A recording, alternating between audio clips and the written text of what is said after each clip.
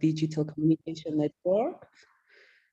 And welcome to Digital Media Literacy Training course. The program is organized in partnership with the World Learning and Friedrich Naumann Foundation for Freedom, South Caucasus. It is my pleasure to meet you all here. Today's training topic is Media Literacy for All, and trainer Sherri Culver, Associate Professor at Temple University. Aren and Tiona are the moderators of the projects, and you can contact them if you have any questions. And feel free to contact me as well.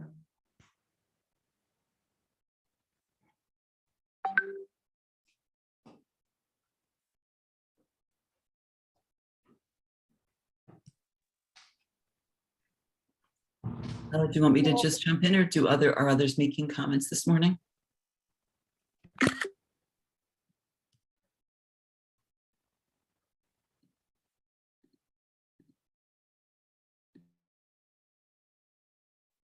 Did you hear me? Did you want me to? I didn't know if you wanted me to just start. Yes, we can hear you. Yes. Okay. I'm sorry. I didn't know if anyone else was making opening comments this morning or this afternoon. Sorry. Hi, everyone. I thought it would be nice to just take a minute. We don't have too many people on. I would like to hear just briefly if each person could introduce themselves. So I am going to, I guess the easiest way to do it is probably for me to call on folks so that so you'll know who will go next. And I would just to take, between 10 seconds and 30 seconds, just briefly, just when you are not here participating in a Zoom call, what do you do in your professional life? And if there's something you feel you need to share about your personal life, but just very briefly, just so we can get a sense of one another. And so I'll tell you the first four that I have, and then I'll just let you know as they're coming. So I have, and you know that I'm trying so hard because I want to say everyone's name correctly. So Anna, and then Shushanik, Anahit, and then Rima, I think is next. So that'll be the order of the four. So Anna, why don't you go first? Okay, I am Anna, as you know. I am a journalist, and right now I am working at Infocom AM, or Information Committee NGO, and my job is fact-check journalism. And right now I am concentrated on COVID-19 and vaccine topics because there are a lot of misinformation in Armenia and all over the world. And my hobby is singing. Thank you so much. Thank you. Good, nice to meet you, Anna, and all of you. So my name is Shushan, as you may also know. I'm a journalist. I have been working as a journalist since 2011, but now I'm working on a sphere like content writing or social media marketing. So this is it, like a journalist and content writer. Thank you, that's helpful. Yeah. Thank you too. The next is, I am Anait. I'm from the south of Armenia. I'm from Goris. I've worked since 2011. I work at Goris Press Club NGO as project director and journalist. That's it. Okay. Nice to be after Rima will be Tiona, Verico, Nini, and then Karine. Hi, everyone. Good morning, Sherri. Nice to meet you all. My name is Rima. You pronounce it pretty good. I am a public relations manager, and I do a lot of writing in my work, in my career. I work in the Vine and Wine Foundation of Armenia, which is the government organization founded by the Ministry of Economy. So I write for government, for my NGO, for media, and I deal a lot with writing content, generating content, and of course, media literacy. One of my current projects, which is upcoming in next month, is to train journalists in wine writing. So here I am to get new skills, to pass this knowledge to like upcoming generation, let's say this way. Yeah, that's great. Thank you. Thank you. Hi, my name is Veriko. I'm from Georgia. I'm studying in Caucasus University, studying journalism and mass communication. And I have not any job experience, but I am trying to start it in this year. Good luck. Good luck with everything. Hello, everyone. First of all, I'm so sorry because I don't have camera today. I'm from Georgia, Tbilisi. I'm 21 years old, studying at Tbilisi University.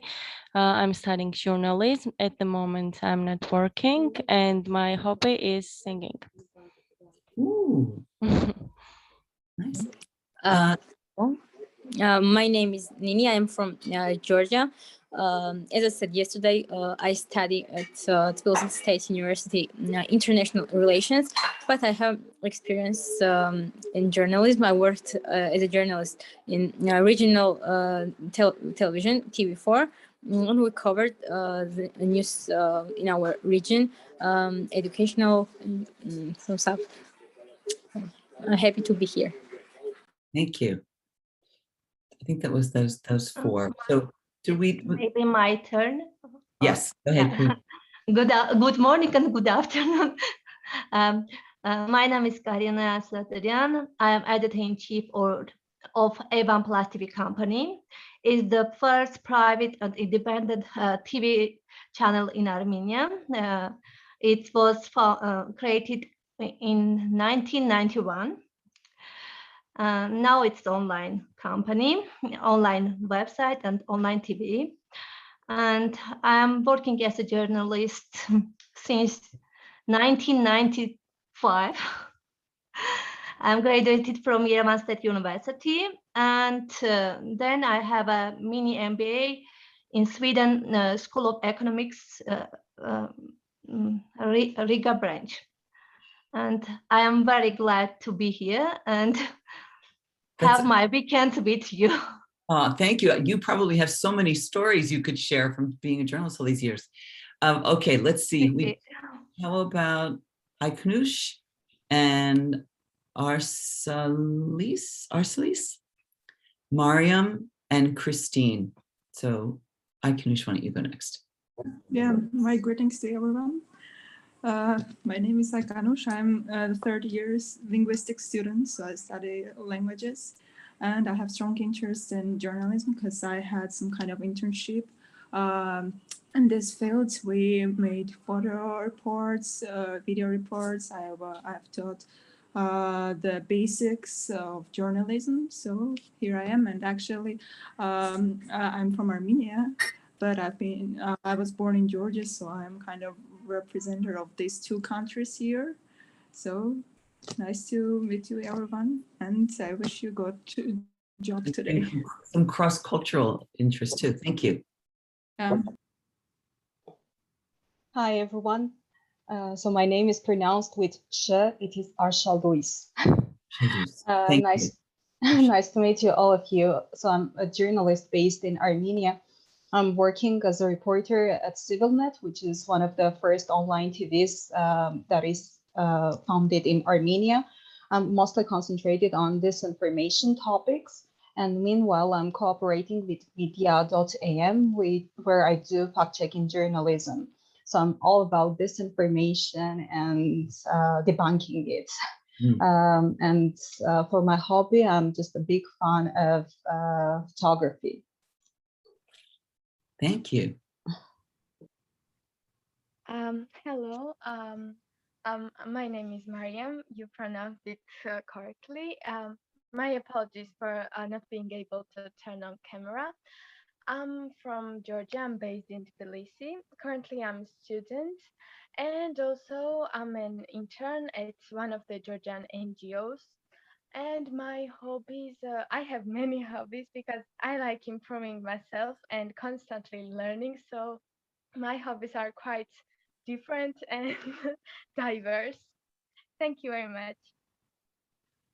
Mariam, I feel that there are stories there.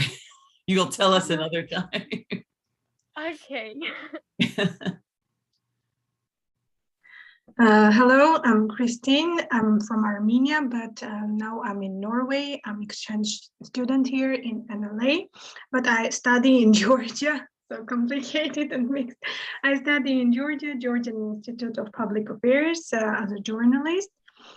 And but I had my background is in social media marketing, but before I was like in public administration and public policy this sphere. Then I switched to journalism, and yes, when I will come back, I will start probably my work in journalism now.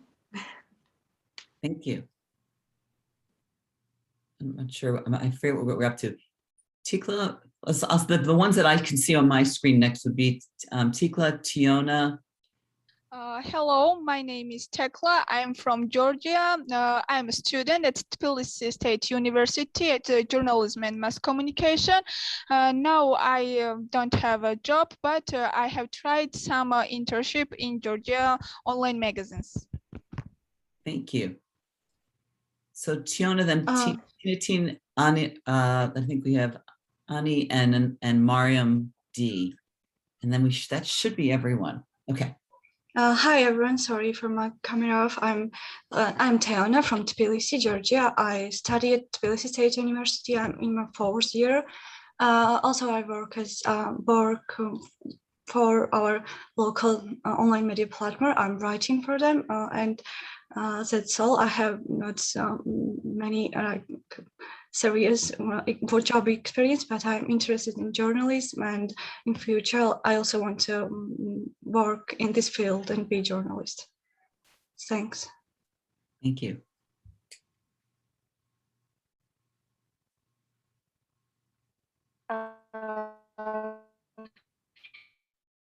Hello. We're having trouble hearing you. I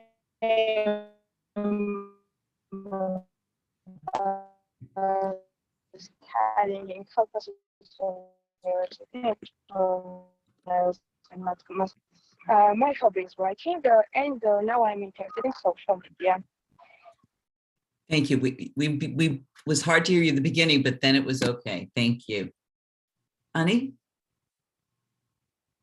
Yeah, so my name is Ani. I'm from Armenia. I've graduated from the Yerevan State University this year, Faculty of Journalism, and I'm working for Tbilisi-based regional media outlet, OC Media, covering Armenia and Nagorno-Karabakh. My hobbies are quite a lot, and the ones concerning my profession are photography and data analysis and data science. Thank you. And Mariam, you may be the last one, I think. Hello, my name is Mariam. I am from Georgia. I am journalist, 20 years old. I have graduated University of Georgia in master degree program in international relations. I am not working as journalist now, but during the last period, I was working some online media platform. My hobbies is reading books and watching TV political shows. Thank you. Nicholas, it looks like you just joined us. We were just doing a brief introduction. Do you want to do an introduction?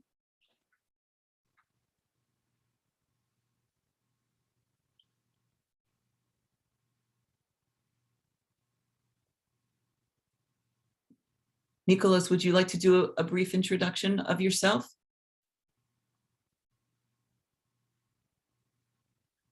Sorry? If everyone was doing a introducing themselves. So if you would like to, you just take a couple seconds and tell us what your professional life is.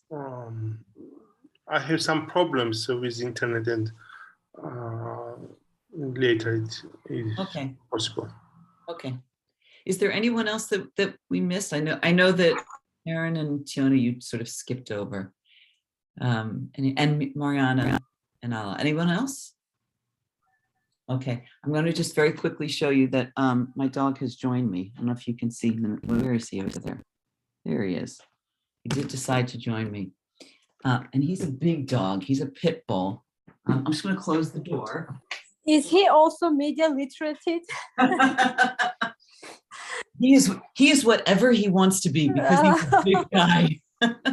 Yeah, he's really takes responsibility to be whatever he wants to be, right? He's very lovable, but to people who aren't used to big dogs, he can kind of look scary. Anyway, hopefully he'll just sleep by my side. So thank you, everyone. I do want to mention, so I'm so glad we did that because it's an interesting mix. And I think you already knew this, but just to highlight it, right? That it's a mix of students and working professionals. And, you know, there are a number of opportunities in that. So the first one, obviously, to the students is being able to meet people who are working in the field and be able to hear from you and your stories and your experiences, and not just from me, but the things that your lived experiences in Armenia and working in journalism. And also for the journalists who've been here, been working for a while, the opportunity to hear voices of young people, to be able to hear people who are starting and their questions, their concerns, and their interests, right, which can sort of rekindle certain things in you as well. And I hope that there'll be some mentoring that goes on. I think there are opportunities here for you to connect with one another, whether it's students who are looking for internships. I'm always looking out for students looking for internships. So whatever the opportunities might be, I hope that you will connect with one another and continue the conversation. And I want to also remind you that I will be keeping an eye on the chat throughout our workshop. So if there are, you can always just raise a hand and ask a question anytime, make a comment anytime. But if you are not as comfortable or you feel that's an interruption, you can always put that in the chat and leave questions or comments there. That's very helpful for me because I want to make sure that this is touching on topics that you want to talk about and that it's responding to your concerns. So today we're going to talk about 3 areas that they're relatively new to the discussions of media literacy, but they're so connected to media literacy. So talking about misinformation and about privacy and surveillance. So just to share a little insight in that, 2 years ago, I wrote co-wrote with some folks this snapshot of media literacy about the United States.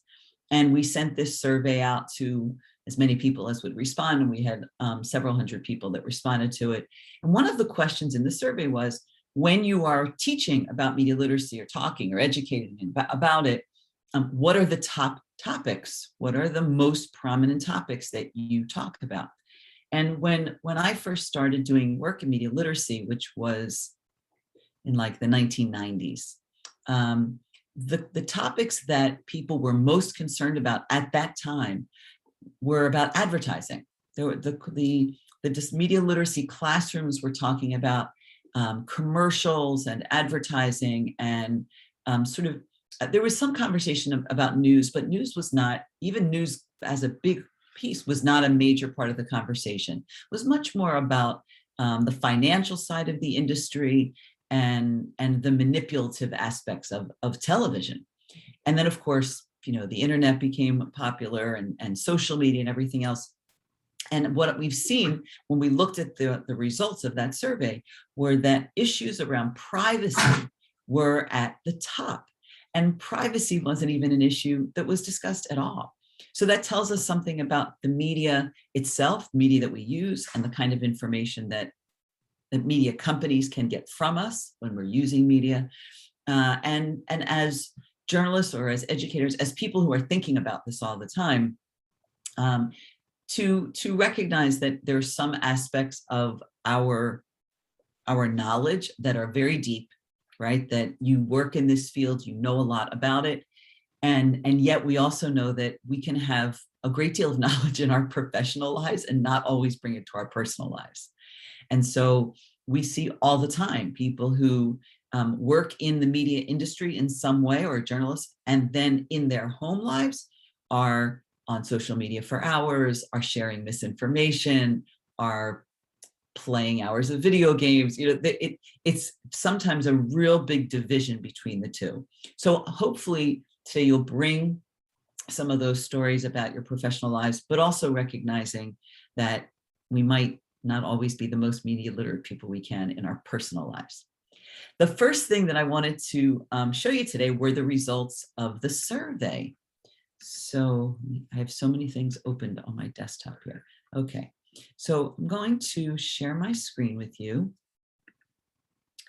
And I'm going to tell you what I see in some of these results. So we had 21 responses, and I'm interested in the big picture trends that I see here. So the first question was, if you heard there was a breaking news story about something that happened in your town, where would you go for news about it? And the number one response was social media from my friends, right? The second one, the 14%, is television news. And then the second response was Twitter, but the accounts of my friends, right, of people I know. And then the third response was, wait, did I have that backwards? I did have that backwards. I apologize. The first response was no, I had it right. You know what, they make them in colors that are a little too close to each other. The first most common response was social media from my friends. The second one was Twitter. The third was television news. And then if we look at, we said, choose the same exact question. What's your second most likely place to go? So we can see that Twitter remained the same, but that the television news piece was what really grew the most. So interesting that, right, a major portion of the people that are online or taking this course right now, your number one place to get information is social media. So that's one thing to take from that. Then the next question was, if you heard there was a breaking news story about something that happened in the world. So now we're broadening out our scope. And in that case, Twitter became number one, right? Twitter and the Twitter feeds of friends and family. So not Twitter feeds, the primary one was not Twitter feeds from news, but Twitter feeds from people we know. So even among a crowd of people, our group, that are extremely interested in journalism, still the first place that we go is Twitter of friends and family. And the third response there is Twitter news accounts. So if we take those two together, that 45% and 15%, that's 60% of the information about world news coming from Twitter. And of course, people who are our friends and family might be sharing those news stories as well. So there's overlap there, right? And same situation, what's the second most likely? The pink one is YouTube trending, right? Is YouTube trending. So we know that's in there. So then I wanted to know if there were particular news sources that you followed. So we have, I'm just going to scan through just so you can see some of this. We've BBC a few times, and I don't know how to pronounce this, but this was obviously this is a local news source that came up quite a bit. Reuters. But actually in a lot of cases, there was not one particular source that came up over and over again. And a little bit of information about why you trust it. Then I thought that this was an interesting one. My biggest worry about the news I consume is, so 52% of you said, what if I'm believing misinformation? And then the 38% is, what if I'm spreading misinformation? So again, even among people who are working in the field and learning about it, this is a major concern. And to me, that's good, right? To me, the idea that you would be concerned about spreading misinformation, that's a concern I really hope, I would want everyone to have that, because your greatest likelihood of not spreading it is if you're thinking about it. I avoid the news rarely. I have to tell you that among other people that I have given this survey to, the number of people who will tell me that they avoid the news sometimes is high. So we can see here that the second most likely answer was sometimes, right? And so as journalists, that tells us something about the way we're conveying information in the news. And then just as citizens, you think about the information that we need to know to be able to vote, to be able to make decisions about vaccines and so many other topics. We don't want people to feel that they need to avoid the news, right? We want people to feel that that's a worthy time in their day. So how often do you make an effort to know what's happening? So you're all, not surprisingly, this is a fairly informed group. My most frequent reason for not watching or reading, and again, not necessarily a surprise, I have no time for it, was the number one response of folks. But number two was, I just don't feel that strongly about needing to know the news. And that's an interesting response, right? So we can think about the difference between the news.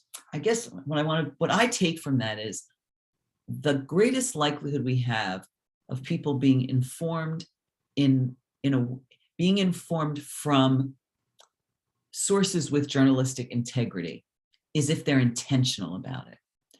And if you feel that if you don't feel strongly about the news, then when you do engage, you're less likely to take the time to find the sources that actually have some journalistic integrity to it, right? And it's an interesting analysis of that we recognize that sometimes people aren't interested, of course, but what's the end result of that?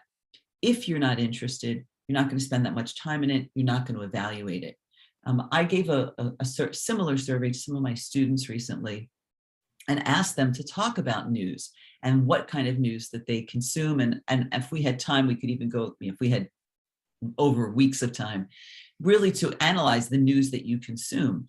And even among the people who told me that they are interested in news, they feel that they don't have a lot of time, right? All of us feel that our days are filled, and that's probably true. And so they're very careful about, or they're very stingy, right? They don't spend a lot of time on it. But one person shared, who was very interested, a student who was very interested in the news, told me that she looks at a news source that is geared to young people, geared to college students, young professionals. And you may be familiar with it. It's called the CRAM. So it's CRAMM, the CRAM. And so I went on that site. I wanted to see what it was. And it's, if you just look at the homepage of it, I wonder if I can even show it to you. Let's see if I can show you. Yeah. Okay. So we cram the news so you don't have to. So they basically take the news every day and just do a little bit about it. There's a couple paragraphs about things that are happening, broad highlights about it, and particular actions of things that happen. You can say this says world, this is what's happening in Texas, this is what's happening in the courts, and that's it. That's it. So they really do a condensed version. And when I first looked at it, I thought, well, that's kind of interesting. At least she's looking at that. Sorry, let me get back to her. There we go. At least she's looking at the news. But upon further examination of it, I realized that there are no sources listed. Sometimes there's a link to something else, but the author makes comments all the time without saying where they got the information. And then I tried to find the About Us section, like who is writing this? And it ends up that it was a project of a 16-year-old girl in high school. So in 2016, she started writing it. So it's 2021, so she's 21 years old now. And she did it as a project. She did it because of how she was feeling about the news. She wrote all the stories. She was the one who gathered all the information. Kudos to her, that's amazing, but that's not where I want my college students, or any of us really, to be getting what we feel is our major source of information for the day. It might be fine as a jumping off point, but it's really not what I would call a reliable source. So thinking about, from the journalist side, what's our responsibility of sharing information? But before that, making it a destination and a enough of a concern that people want to know more about it. Anybody else want to make any comments about the survey, either your own completion of it or your takeaways? May I? Yes, please. I think that it's awful that we journalists aren't interested in news, because if we are not interested in, it means that all society don't care about it. And I think we have to be careful in a survey like this. We have to be careful about making, actually with any survey, right? To be careful about the jumps that we make. So there can be many reasons why people responded that way. Certainly, I would agree with you. If you're a journalist who's not concerned about news, we wonder about that, like, why is there a disconnect there? But also to ask questions about it, but I would be careful about why that might be. But maybe somebody who answered that is actually willing to share why they answered that way, and that would be helpful too. Shoshana, can you comment? Oh, yeah, I would like to comment about why people choose like reading news on social media by scrolling their friends' newsfeed, because it's may sound strange, but in Armenia, many media news websites rely on social media news. I mean, even government worker, even parliament members, even prime minister, if they want to say something, they will announce it on Facebook, on social media. So journalists have to take this, have to follow social media for then to take this news and spread on the media. So that's why maybe people would like to scroll down the Facebook and read all this news, which is already on Facebook, rather than go to the website one by one and see what's there. So I think this is the reason. This can be the reason. I think that you bring up several really important points there. There's no question that the convenience of social media is a high deciding factor. If you are limited in time and you want to be informed, you can feel like you are informed if you go on social media. But I would question how informed you really are. We feel informed, and we can fault former President Trump for really capitalizing on Twitter and pushing everyone to use it for news, for political news purpose, so that elected officials are actually on there, right? But we really have to remember, as media literacy practitioners, that there's no context in Twitter at all. It's just a stream of information, and a short stream. So there's a way to be, sort of know what's going on in the world. There was an explosion over here. There was a fire over there. There was an earthquake over here. Something terrible, and the election happened over here. There's war. And there's value to that, but it's very shallow. It doesn't encourage any kind of really deeper knowledge or empathy, and it lacks context. And so we can't be mad at people for going to social media, but we really have to think about what that means for the job of journalists, and what that means in terms of what my own knowledge, like what am I learning and what am I not learning, if that's where I get my news from. But can I also add something? But like, for example, in Armenia, if you would like to have some comment from government worker or I don't know, ministers, you cannot reach them. You just cannot reach them. But then you go to social media like Facebook or Instagram or somewhere else, and you can find what you wanted. Just some little comment, or simply you can write a message and you will get the answer. This is what happened after revolution. It becomes a self-fulfilling prophecy, right? If the elected officials know that if they don't answer you, a journalist will go on social media and find whatever they've posted, they will stop answering. And that's true across the world, right? That would be true in your own family.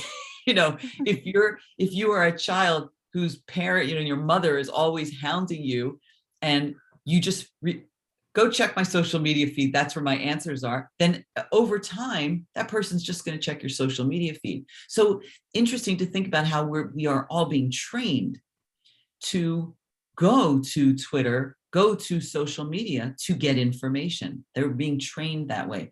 When I was younger, we expected there to be a live press conference. That's what I would look. Something happened in the news, I just knew that there would be a live press conference where somebody would make a statement, and then reporters live would ask questions, and live somebody would have to stand there and answer them. They happen less and less now. Yeah. It's a much more packaged situation. So just there, great points. Nini, did you want to add a comment or question? You had a hand up. I'm not sure if you still wanted to. All right, if you do, you can jump in. So I'm going to. Anyways. Oh, go ahead. Yeah. Yes. May I ask a question? Sure. It's very interesting, your opinion. What do you think? Media is a newsmaker or consumer on social platforms? So does media make the news or report the news? Or Right. consume news which users created? Yeah. It's such a great question. You know, I hate to give a cop-out answer, but the answer is both, right? The answer is both. I remember, I'll tell you when that occurred, when I realized that there was a tremendous shift in news reporting. I remember exactly the moment. I watch in the mornings the Today Show. So you probably have a morning show in Armenia or wherever you are that, you know, it's a couple anchor people behind a desk and they chat about the weather and they talk about, you know, lighter news. Sometimes they're interviews. So the Today Show's been on forever. And I tend to have that on in the mornings in the background. Several years ago, it's got to be about 10 years ago, they started something called, and they don't do it anymore, but they started something called the Orange Room. And at various points during the morning, they would go to an anchor, to a reporter who'd be standing in this little corner of the set with all the furniture was orange and the walls were orange. And they would have a big screen and they would talk about what was trending on social media, what was trending on Twitter, what was trending on YouTube. So it was a report about what was trending on social media. And I remember the first time that I watched it thinking, well, this is so ridiculous, because when you tell people that that's what's trending on YouTube and Twitter, the first thing people are going to do is go on YouTube and Twitter and search that item, which is going to make it trend more. So you're not just reporting the news here, you are affecting the news right now. You are affecting what people go see, because you're telling me that everyone is reading about it or looking at it. And I was angry. I was really angry. I was like, that's not why I go to the Today Show. I want your reporters to tell me things. And they did it for maybe, I'm going to say it was maybe a year, and then they stopped. But now, in their actual reporting, in the normal course of reporting, reporters all the time will say, on Twitter today, such and such posted, right? So it's really a combination of both. And that's why we really, as citizens, have a responsibility to understand how social media functions so that we're aware of that. But it's absolutely both. Yeah. So I'm gonna share my screen with you, and so look at my lovely PowerPoint here. So we're talking about misinformation, privacy, and surveillance. So goals for today: clarify the meaning and scope of misinformation, disinformation, privacy, and what's called a surveillance society. Highlight ways in which algorithms influence misinformation and privacy, and consider how media companies surveil us, how they use the data to influence users and influence audiences. So we looked at where do you get your news. So we're going to spend this first chunk of time talking about misinformation and disinformation. And I do want to be clear about one part, which a very important thing that I always share with people when we're talking about news is that discussions about media literacy and news are nonpartisan. Especially in the US, when I talk, I'm very careful because I know that there's strong divisions between people who are Trump supporters and people who are not. And the point about media literacy is not to tell people how to think. It's to encourage them to think, right? That's the point. It's not, my goal is not for you to watch a particular news source, turn off your television, never go to social media. That is not the goal. The goal is always for you to reflect on your own media consumption and make decisions that are right for you and your family, and to have conversation about it, conversation in your own head and conversation with the people that you care about in your life, your friends, your family, right? Your coworkers, to have conversations about it and to recognize the influence. So I have a video that I wanted to show you. It'll be, I'm curious what your reaction to this will be. The New York Times, there's actually a series of these, but I'm just going to show you one of them. The New York Times did a series last year, or actually this says from 2019, called "The Truth is Worth It." And so I'm curious what your reaction is to this. So let's. Hello, Scott Marmont from New York Times. Actually, I'm going to go back so you can hear it better. Hello, Scott Marmont from New York Times. We're all being hacked. Somebody had gone through all of my stuff. I'm scared that they did a show to willingness to kill. They want to touch you, they go.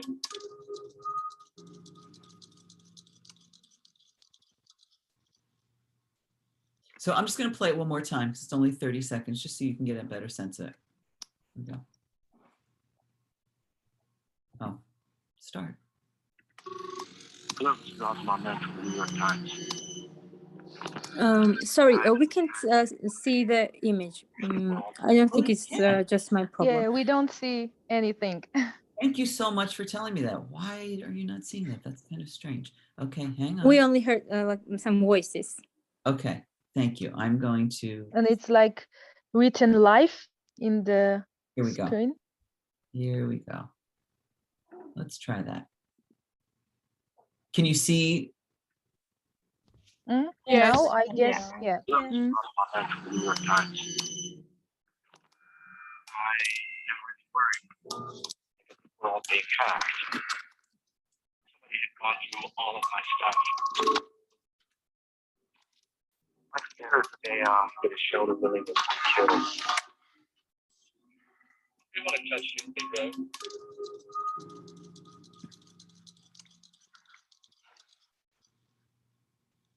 All right, so I'm going to play it one more time since you didn't get a chance to see it the first time. Hello, Scott Marmont from the New York Times. I am really worried. I guess we're all being hacked. Somebody had gone through all of my stuff. I'm scared that they did a show to willingness to kill. They want to touch you, they go.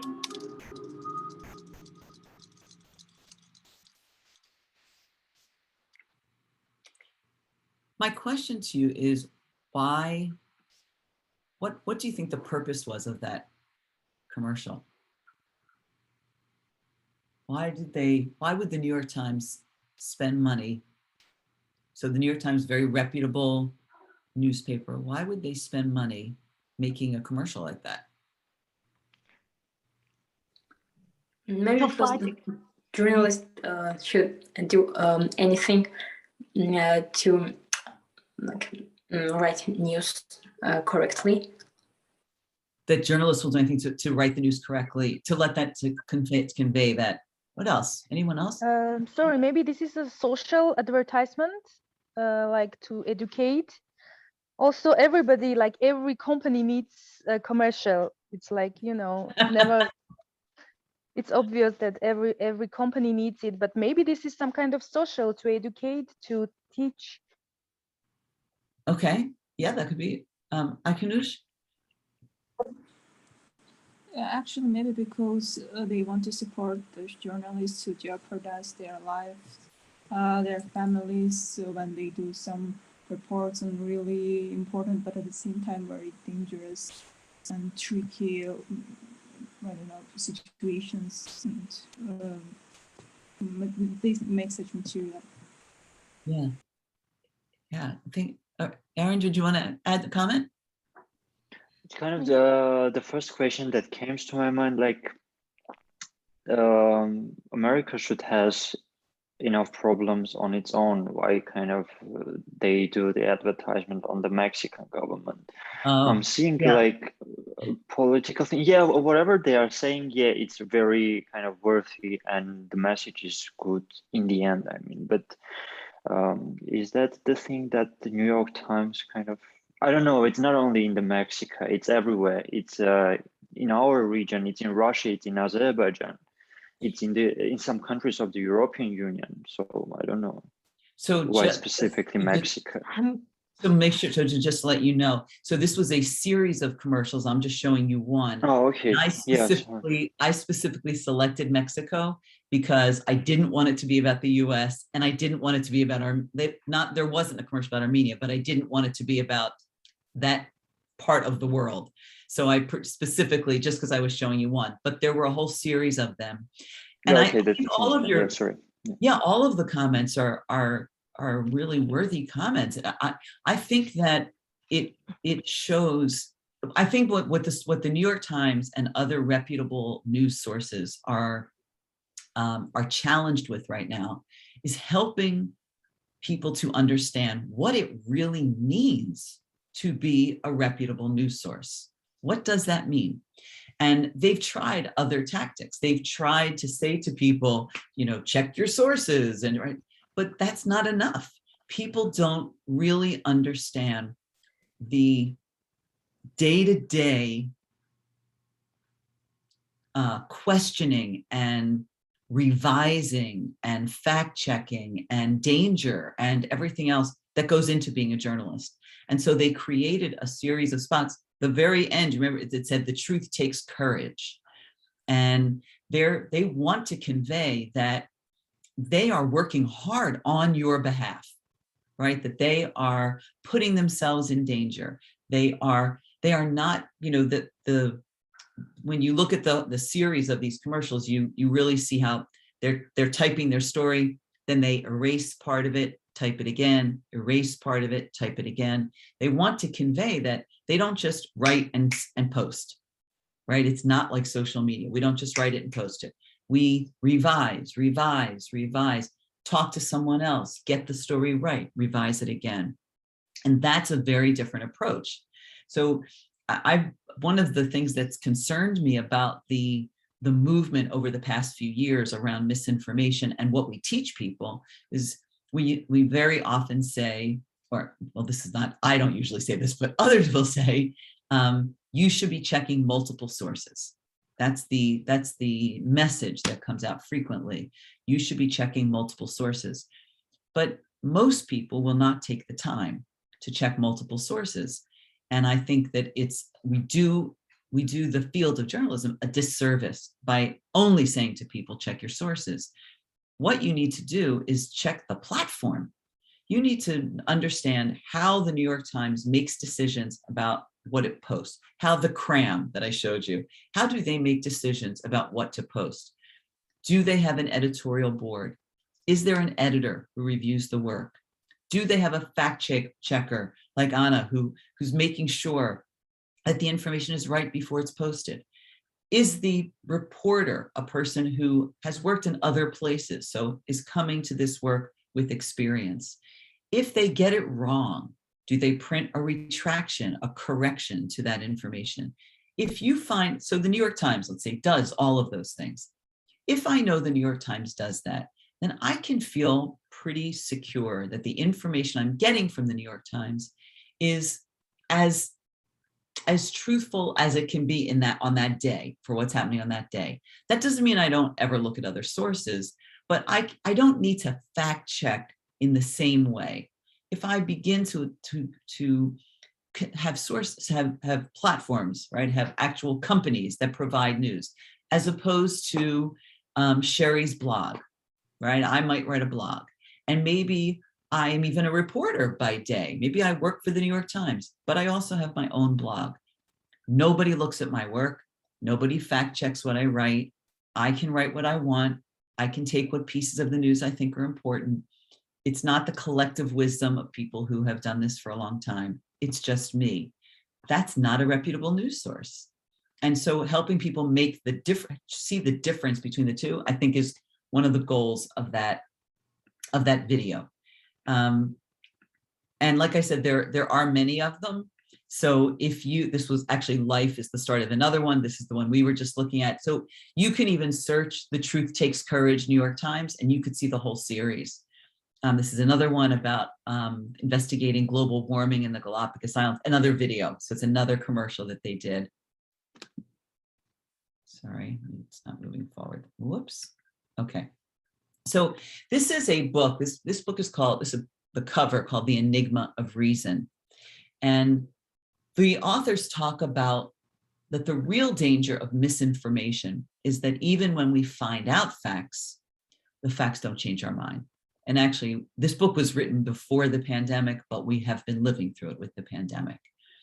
They talk about the fact that humans have this innate desire for connecting, right? And this innate desire for hypersociability. And because we have this desire to be social, this need to be social, we have a need to connect. And we want to connect with people that what helps us to feel we are connected to people is when they agree with us. So there's a very human tendency to want to be around others and want to be around others who think the way we think. And we spend a lot of time in our lives shifting things in our lives to find those people. So we sit at a different table at lunch to be around people that we agree with. We change the people that we date or marry to find people we agree with. We look at news and information that affirms what we believe. And even when the news says we've gotten new information, we used to think that eating eggs was bad for you. Now we know eating eggs is good for you. Here's the scientific report. People will be like, well, I don't know. For me, I think that eggs are really, they don't make me feel good. And I think that's wrong. I'm not going to believe it. They just resist. And I have found a video that I think shows this in an amazingly powerful way. And I'm going to show you this video. So the video is, let me just make sure that I am getting to the right thing here. All right, I know that I preloaded it. Where did it go? Uh-oh. Check this here. Wait a second. I don't believe you. I'm sorry. Okay. I'm sorry. Sorry, quiet. Okay, so I'm hopeful that the questions you're going to see will make sense to you as well. They're about pop culture and some things, and I believe all the questions are things that would be known globally, but it is possible that you won't know all of these answers, but you'll still get the idea. So here we go. I'm gonna share it. It's 2.5 minutes. So see if my question to you is, how would you have done in this test? I'm sorry. Are you kidding me? Oh, I don't believe anything you say. Excuse me, do you have a few minutes to play the easiest quiz of all time? I do, actually. This is how it works. I'm going to ask you a question. You can do whatever you want. There are no rules. No rules. There's no rules. Are you ready? Yes. Finish this iconic film quote, blank. I am your father. I'm going to go with A, Luke. Luke, I am your father? Wrong! It is actually, no, I am your father. I don't believe you. Number 2, which accessory does the Monopoly mascot wear? I'm picturing in my head. I think a monocle. Monocle. A monocle. Incorrect. It's actually none of the above. That was my second choice. You've got me doubting myself now. Maybe you'll get this one. What is the name of the firefighting bear? Smokey the bear. Wrong. What phrase activates the Queen's mirror? Mirror, mirror on the wall. No. Remember, there are no rules. I can look on my phone. Yes. Oh, well, that would have been easy. Yeah, but going on, we can do that. You ready? Where were fortune cookies invented? I'm going to check. San Francisco? No. It says San Francisco. That's what the internet says. It's sometimes good to check multiple sources. Oh. Huh. How many senses do humans have? This is a 2015 article. 5. Want to maybe double check that with another source? Okay, it totally says 5. You should have double checked. Oh. Possibly as many as 30 plus. That would indicate that it's to be determined. You got it! Who famously said, I can see Russia from my house? Oh, Sarah Palin. I don't even need to look. Sarah Palin. Do you want to look it up? Take your time. We encourage it. I don't know this source, so I don't know if I can trust it. Double check. Okay, actually, it says that it's Tina Fey. Tina Fey said it? Correct. Yes. Who famously claimed, I invented the internet? Al Gore claimed to have invented the internet. Did he say, quote, I invented the internet? It says it's not actually true. I'm going to say none of the above. And you would be correct. Yes. Woohoo! All right. Let's yeah. What did you take away from this? You got to fact check. Check your facts and check them from a reliable source. It always pays to double check and make sure you're correct.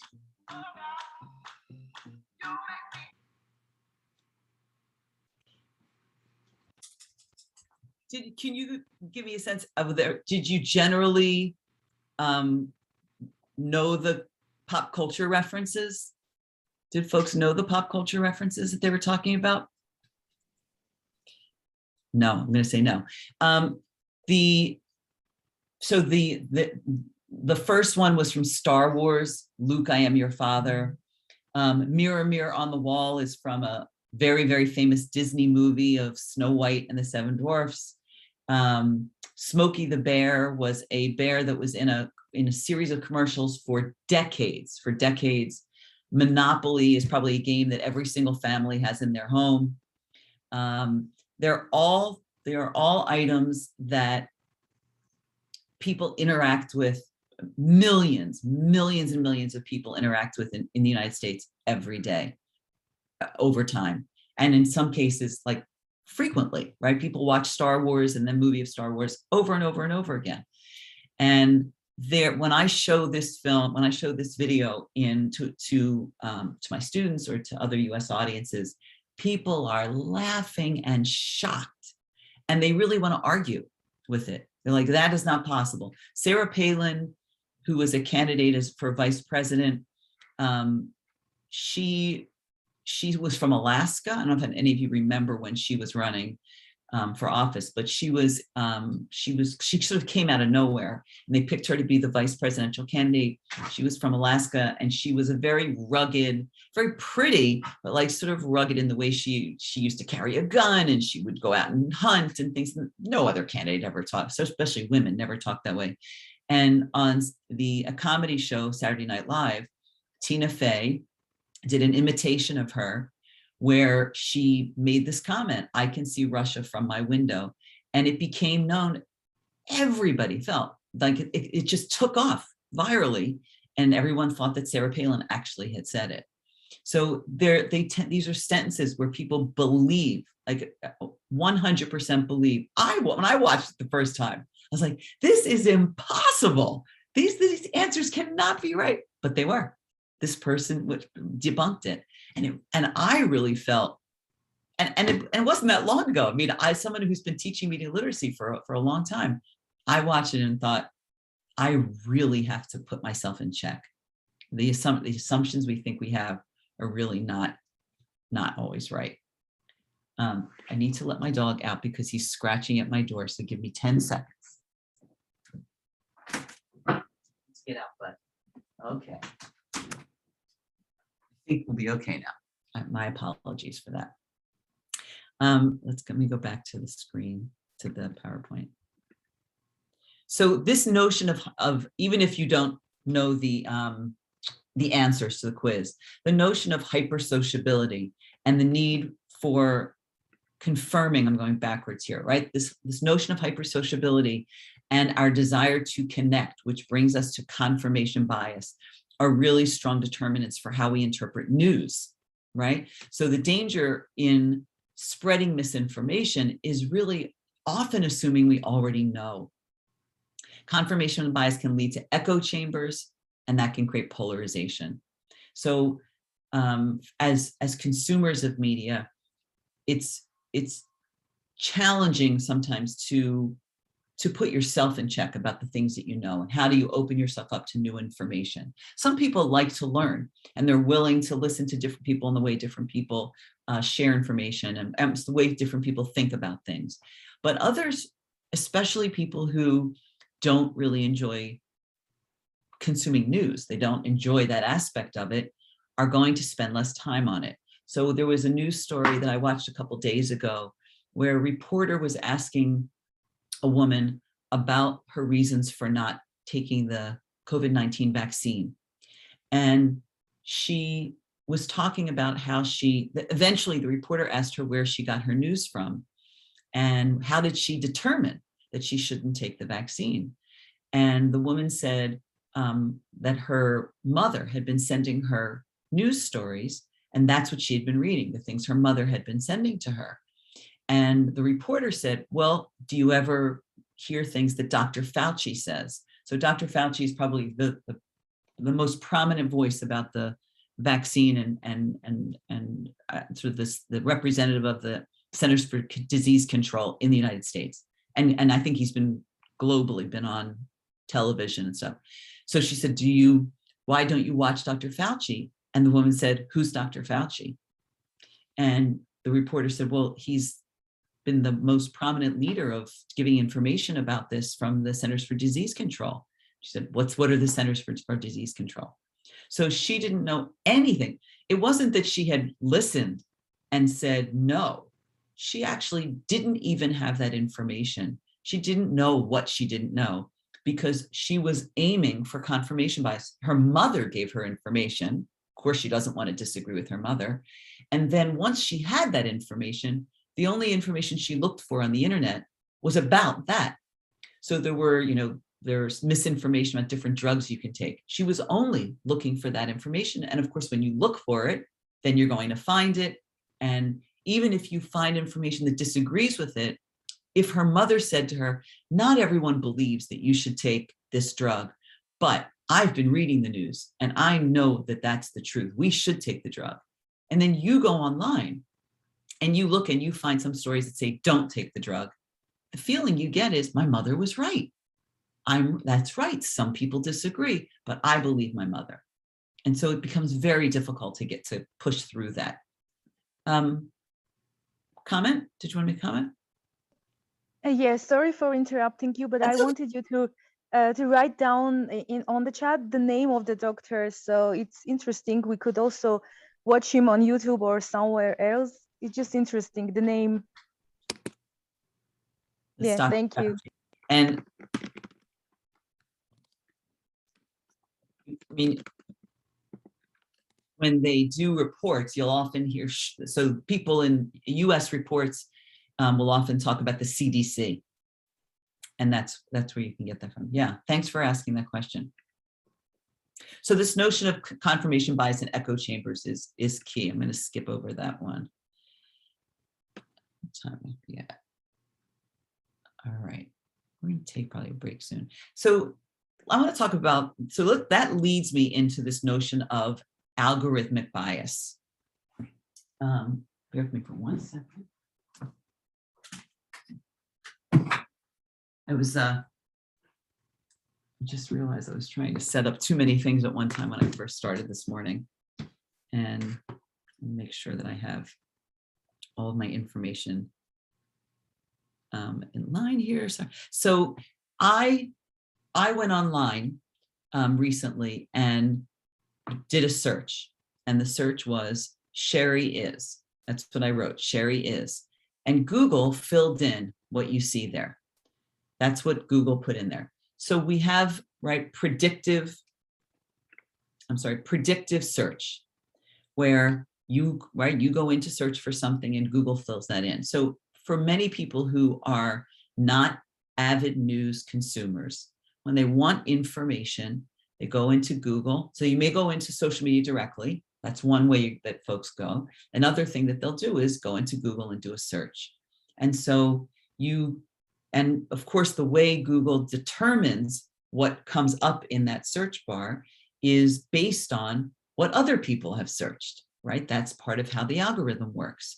So just even understanding how an algorithm works is key to being a media literate person, because you need to understand that it's not that Google has not done any research to determine what Sherri is, right? They don't even know what Sherri we're talking about. They just know that when people search Sherri is, the thing they look for most often is Sherri is a stoner, a song by Third Eye Blind, right? And if they're not looking for that, then they are most likely looking for Sherri Isaac. And if they're not looking for that, they're looking for Sherri being something to do with processing lab data. Then eventually they say Sherri's creative, warm, and caring, and that's lovely. But who are they even saying that about? So the understanding how that information gets to you, an algorithm, is very important. And hang on. I want to make sure, sorry, I apologize for, I'm trying to figure out what is a good place for us to take a break here also. I think I'm going to come back to the algorithmic point in a minute. I just realized that one slide was out of place there. So these are a number of places that you can go to verify news sources. Some of them specialize a little bit more in the crazier stories that you hear, but all of these are excellent places to look. And you can take a screen grab of this, or I can share that list with you separately. PolitiFact, factcheck.org, and Snopes. They have been around for a long time.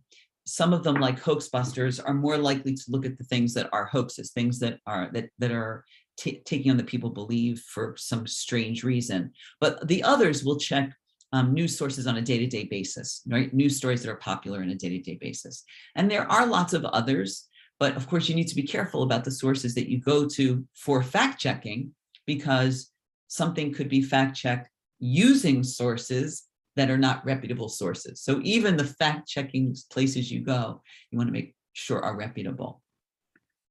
Oops. So helping people to understand that where they get their news and how you look at a news story. So something that you probably understand very easily, those of you who are journalists or learning to be journalists, is how those stories are crafted. When you're writing a tweet where you can only have 140 characters or so, you're going to go for the information that is most likely to get somebody to click on it, right? That's what you're aiming for, is clickbait. If you are writing a story that's going to appear on an actual, like on a web page with news stories, right? You're going to try to make sure that the first paragraph or so has the key information in it. Even though we don't have, when folks were reading real newspapers, we used to talk about things being above the fold and below the fold, right? So if it was a big newspaper and people would fold it in half, what's the thing that they're most likely to see first? But people still use that terminology even with the internet, because they'll think about above the fold as being what you see when you just land on the homepage, and below the fold, sort of what do I have to scroll to get to? So a website like the New York Times, which we can look at.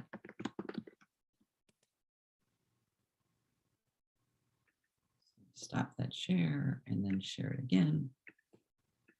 Now you should see it. So this is what's on the New York Times right now. They're really they're designing it in a way that will encourage you to see multiple things at one time, right? So they're giving you some visual, they're giving you the headlines, like they're doing it like a newspaper, but not so much so that there's no visuals there. So then that gets into deeper stories as you scroll through. So what you can see easily and what you can see by scrolling.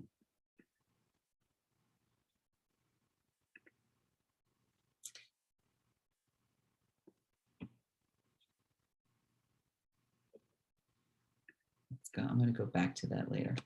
So something else that's made the ability for us to differentiate between misinformation and real news lately, it has to do with what's happening with video and deep fakes. Can you just show of hands, how many of you are familiar with the term deep fakes? You can use your actual hand or the icon of the thumbs up. Like, how many folks know about deep fakes? Okay, so that's a smattering. So anybody that has their hand up want to explain what it is? How would you explain what a deep fake is? The program which can change the face of someone. Mm. Yeah. Aaron, did you want to add and elaborate on that? Maybe just to be as simple as possible, should I say like Photoshop for the video? I'm sorry, say that one more time. Just like to be as simple as possible to Photoshop for the video. Oh, Photoshop for video. Yeah, that's a good way to say it. So what's happening is that the technology, and this is why the whole concept of misinformation, disinformation gets so scary, because the ability for someone to create content that looks real and isn't real is getting better and better. You know, for a long time, Photoshop was something that only a professional graphic artist had access to Photoshop and really knew how to use it in a way that would adjust, you know, either create a visual or adjust a visual. But now, you know, Photoshop is something that millions of people have automatically loaded onto their computers, and people have access to it in a much bigger way. That's similar to what they believe is going to happen really with deep fakes. So that right now, the ability to, let me actually go back to share my screen here. This image is from a deep fake that Jordan Peele, who's an actor, did for President Obama, former President Obama, where Obama's moving his mouth and Jordan Peele is actually the one who's talking, but it looks like Obama's talking. This particular video, when I went, I tried to find it for you this morning to actually look at it, and I couldn't find it. I'm gonna see if during the break I can find it for you. But that particular video was done several years ago, and it's pretty good, but it's nowhere near as good as the videos today. So not only has the technology gotten better to be able to make it look more, so it's more flawless, but we're probably just, you know, years away, if even that long, before we will have the ability to do that. We have the ability to do it somewhat now, but it'll be easier, more fluid for us to do it in the future. So the ability for us to differentiate between what is real and what's fake, and what is misinformation, disinformation, is getting harder and harder. You know, I wish I had like great news to share at the end of this, but this is a situation that we are all deeply in the middle of. It's not a situation that has resolution to it per se. The kind of information that's out there that is inappropriate for us to share gets harder to tell. So the things that I'm showing you, a lot of things I'm showing you, are to increase awareness in the fact that those things happen. Many people don't know about deep fakes. So to be on the alert for the possibility that it could be a deep fake is not something they're thinking about. A couple of years ago, there was a video of Speaker of the House, so one of our elected officials, Nancy Pelosi. There was a video that circulated where she looked like she was drunk and slurring her words. And it ended up that it had been partially deep faked and then really just doctored. Somebody had slowed the video down, they'd done things to it. They released it. They very quickly discovered, I think Facebook discovered pretty quickly, that it was altered, it was pulled back. But in that time, between the time it was posted and pulled back, millions of people had saved that video, downloaded that video themselves, and they were able to share that video millions of times more with their own comment. So even though it was debunked very quickly, it was also shared. And part of it, even they know that even when something is debunked, if people think that it's funny or makes someone that they don't like look bad, they're going to share that anyway. So they might share it knowing that it's fake, even saying that it's fake, but still sharing it.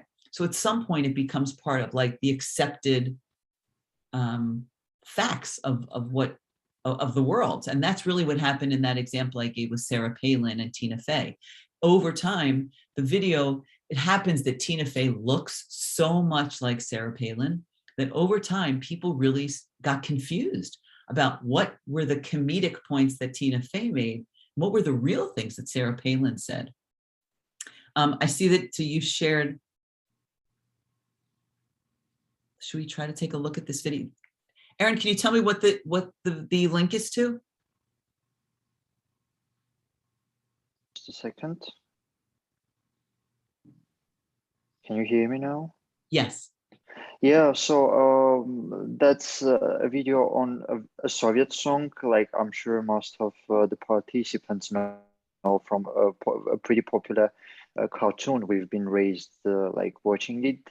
So the song is popular from there, and they put on the band singing the song the face of Elon Musk's face. And that song is about kind of the spaceship and traveling to space. So on the day when Musk sent his first spaceship, they created this deep fake and started to disseminate. I tried But to. still, a lot of people are having difficulty with. Oh, so his face is on the screen there. I see. Yeah, that's a great example. That's a great example. I mean, you know, on the one hand, when we watch these things, it's easy to, you know, it's easy to look at them and feel like, oh, that's just amazing technology. And it's used in movies all the time, right? We see, and we are the beneficiaries of that content and of that entertainment. But as we all know, things can be used for good and things can be used for evil. And when you make that technology possible, there's no way to pull back from that. So deep fakes is one of the ways in which misinformation can spread. So that's part of what I wanted you to look at. So here's another one. And in terms of misinformation, so this is an example about sponsored news content.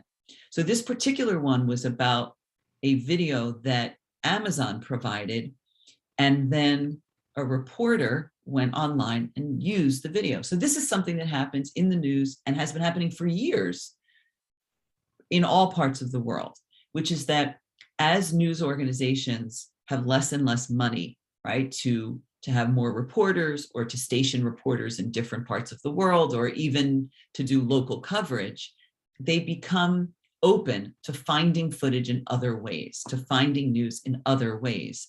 One of those ways is by asking the people that watch to send in videos. So now that we have video on our phones, many news organizations will say, if you happen to see this happen, send us the video. So they're taking user-generated content, but they're also sharing, they're also the recipients of the news organization is receiving information from advertisers and from people with an agenda that says, this is some news that you might want to cover. So let's just say I have a new iPhone, right? I have a new iPhone. I work for Apple and I have a new iPhone. And my friend works for the New York Times. Well, the New York Times is not a good, that's news. Let me, that's print. So let's say you're working for this local news station. And in their email comes an email that says, there's a new iPhone that's coming out. Here's some video that you can use in your news report. So they're not requiring them to use it. They're saying, here, it's available to you. And usually when they send it with a short piece of video, multiple clips, one long piece. They'll send a sample script.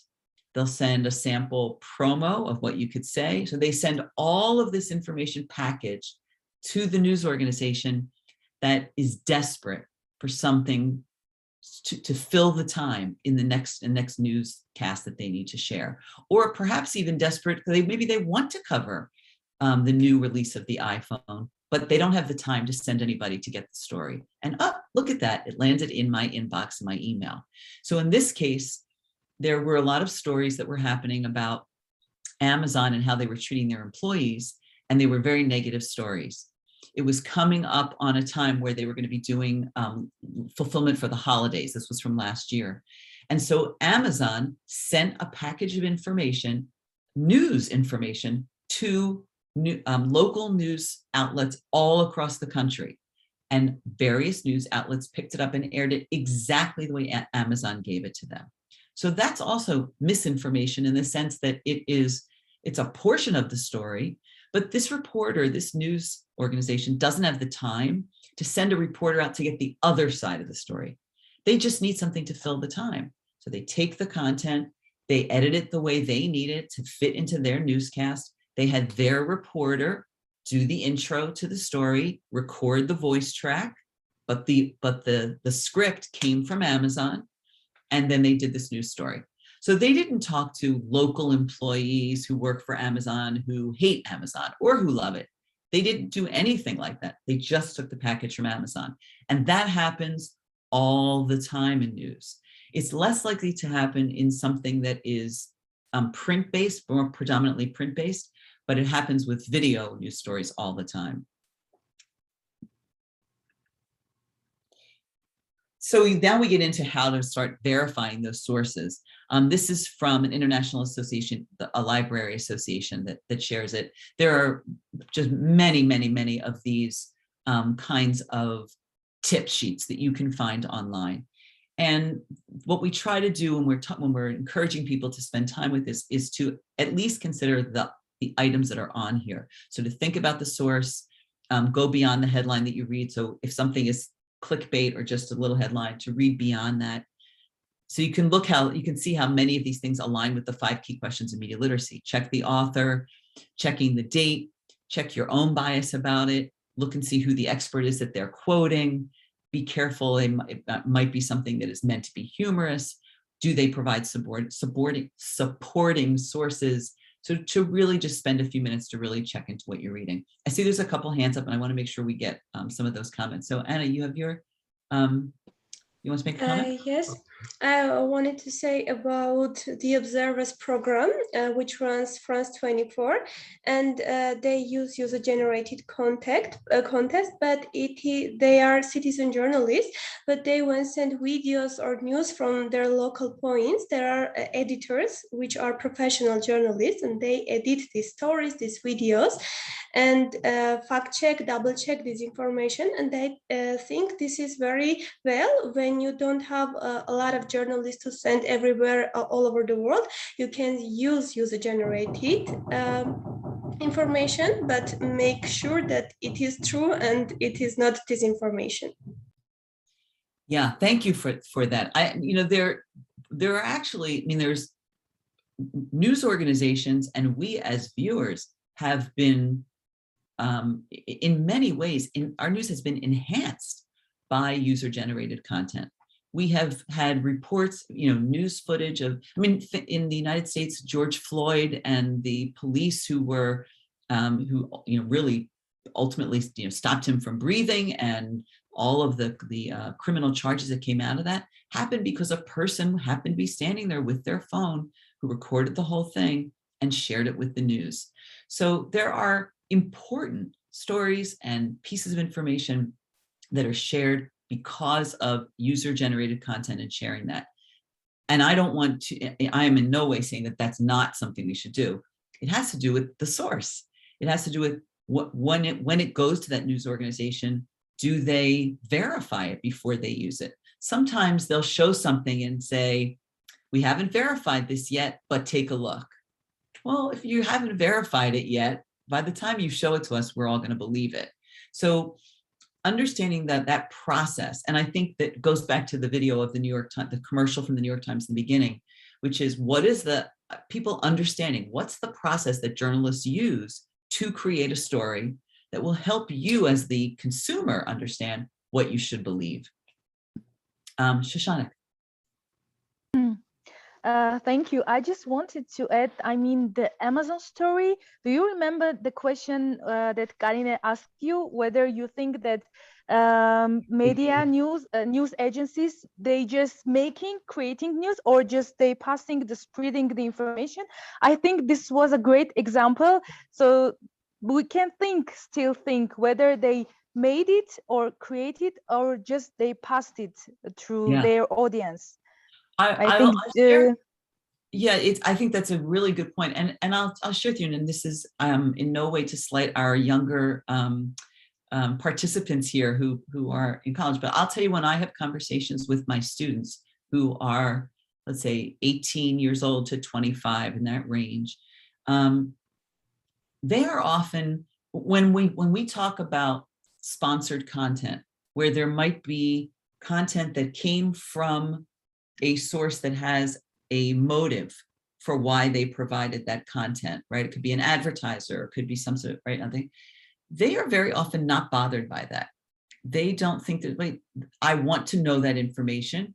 The news organization got the information. That seems like a win-win to them. And the idea that the fact that let's say in the case of Amazon, that Amazon needs to keep making money, and they need you to keep spending money on Amazon. And if you feel that they mistreat their employees, you might decide to go buy your things in other places. So their reason for giving that story to the news organization has to do with them making money. They're not trying to provide all sides of the story. That process, that thought process I just went through, doesn't even cross their minds. Doesn't even cross their minds. And that's why I come back frequently to this idea of how is the news, people understanding how news is created. It's one of the reasons I think it's so valuable in primary school and elementary school or in middle school and high school for students to create news, to have those classes where they create news, create a news story, make a fake newscast. First of all, I mean, people love to do that. They think that's a lot of fun to do, but it's in creating that you understand like what the recipe is, what's the secret sauce of how these things are made. Oh, we actually had to make decisions about this and this and this and this. And then the teacher can lead them in a conversation about it. It really helps deepen your understanding about all the decisions that go into that story that you watched on the news and why that was a good story or why it wasn't. I mean, my husband was a news director. And so I'm in a house with somebody, he hasn't done that for a while, but he was a news director when I first met him. And, you know, we watch the news all the time and say, well, that was an interesting news story, but gosh, it was about a fire and they never talked to the people that lived in the house. I wonder why. Or they never talked to the fire chief. I wonder why. And so that's just how I understand enough about news to ask that question. We need to help people understand that. How is it created so that they are equipped to ask these questions about content, right, and sourcing? Otherwise, they really, I mean, yeah, this conversation I had with the students went on for a long time because we got into a whole conversation about influencers and about really they're not just getting news from social, we say social media, we've been referring to Twitter quite a bit, but when we say social media, that's also Instagram and YouTube and TikTok, and they're getting news information, not just my students, right? Millions of people are getting news information from influencers. Yesterday, we talked about Kim Kardashian, but not just a Kim Kardashian, right? It can be Emma Chamberlain or any number of influencers who have millions or a small number of followers. And that person might in one moment be telling you about like the new mascara they bought. And then they might say, but there's something else that's bothering me. And I really think you should know about it. And they'll talk about gun control or they'll talk about abortion rights. So they're not just talking about the piece that maybe made them famous to begin with. They're using that podium, they're using that visibility to talk about other sources. To people, to my students, to people that I talk to, remember I mentioned yesterday about parasocial relationships. So they feel that they have a real relationship with this influencer. I mean, they're not delusional. They know it's not real, but they feel connected, right? They feel connected. And they feel connected, hypersociability. So they believe what that person is telling them. Maybe they even tried that mascara and it worked just like that person said. So now the trustworthiness of that influencer has grown. Maybe that person has done that several times. Maybe they tried a restaurant they liked or a food they liked or dressed the way that that person suggested. So they've built this relationship that they have now affirmed that that person is real. They tell me truthful information. So when that next day, that influencer says, listen, I'm really bothered by what's happening in Texas with abortion rights. The person who's watching, my student, you and I who are watching, are listening. We're listening with an openness that we might not give to the New York Times, but to an influencer who we've come to trust. That person has a tremendous, I mean, there's a reason we call them influencers, right? They have a tremendous amount of ability to sway the way we think about a topic. And that's incredibly powerful when that person's audience size, their subscriber base, is 100-fold bigger than the New York Times or than other reputable sources. So that the ability for us to balance that is challenging. It's really challenging. Let's actually, so we're going to stop here for a minute. Let's take, how about if we take 5 minute break? Okay, would rather 5 or 10? 5, 10, 5, 10, 5-ish. I'm going to say 5. Okay, so we're going to take a 5-minute break. So let's come back at, well, it's 33 minutes after that. So let's say at, wait, 20 of. So at 40 minutes past the hour, we'll come back. All right. 40 minutes past the hour. Okay. See you then. Yeah, which will be 3:40 in our time. So we'll see each other 3:40. See you. I'll write that in here. Come back 3:40.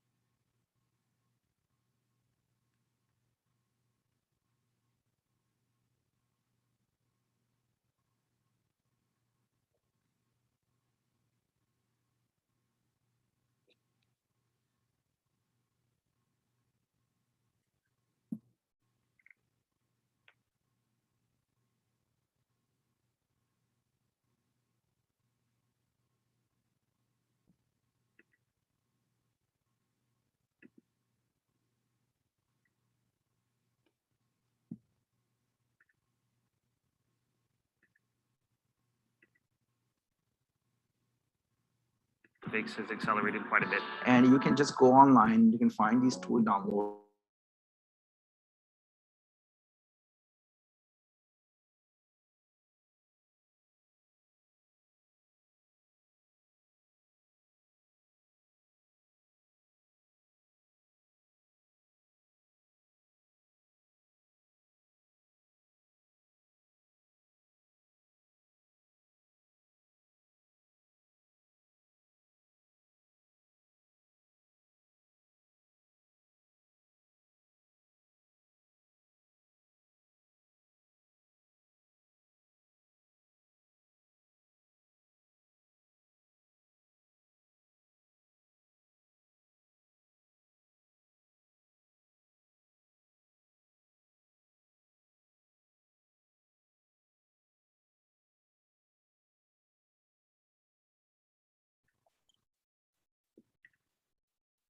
while we're waiting, and no one needs to listen to us, if not, I'm going to play this video if anybody wants to watch it.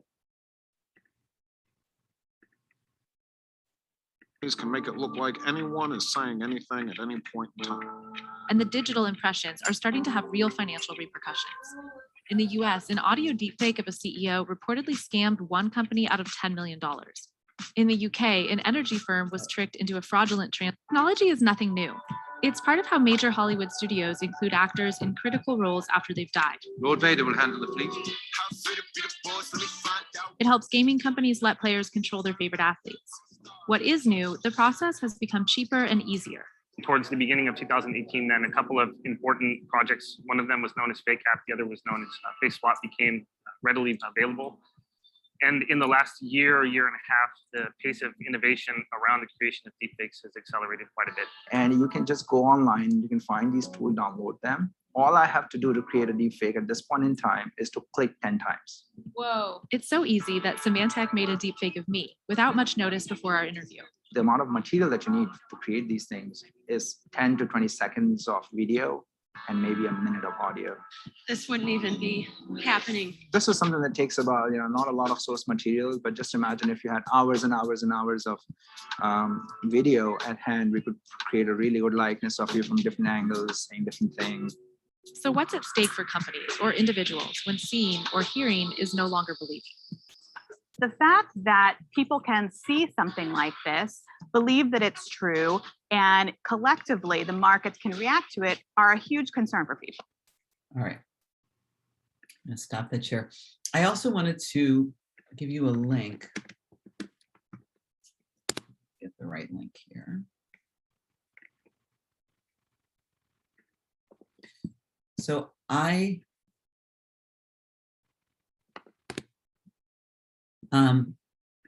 participated in a documentary recently. So I was interviewed for this I'm in the documentary, but very, very briefly, but lots of really terrific people in this.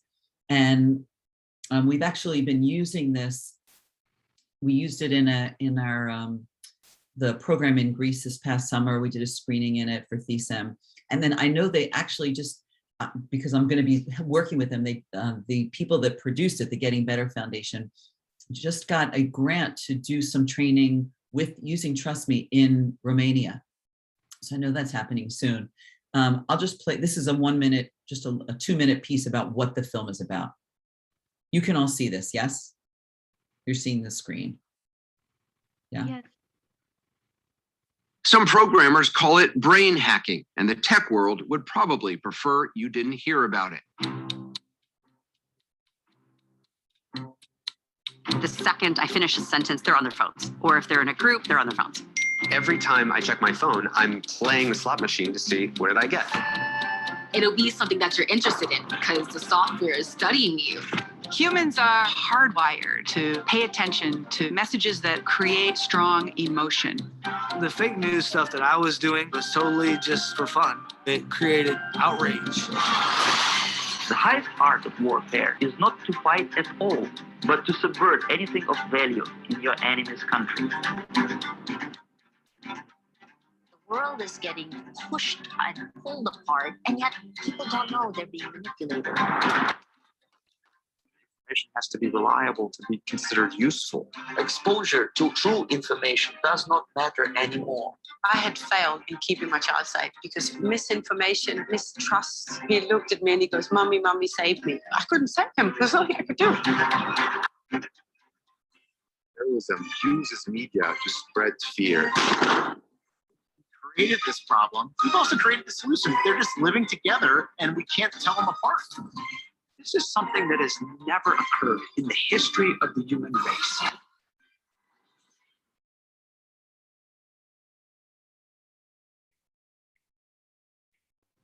So you can see that it says rent $12.99 at the top there. But if somebody's interested in using the documentary in work that you do or something, just let me know and we'll try to put you in touch with the filmmakers and see if we can make it accessible to you without it having a cost. So you'll let me know if you're interested, but really powerful documentary. It follows 3 stories in particular And one of them is about a woman that was created right before the pandemic hit. But strangely, one of the stories is about a mother who opted not to give her son vaccines because she had read scary things about it, with connecting it with autism on the internet, and she felt she was doing the right thing, and her son got very ill. He got better, but he was very, very ill. And it's such a strange story because it totally mirrors what's happened with the pandemic. So I just want to give you some sources to take a look at.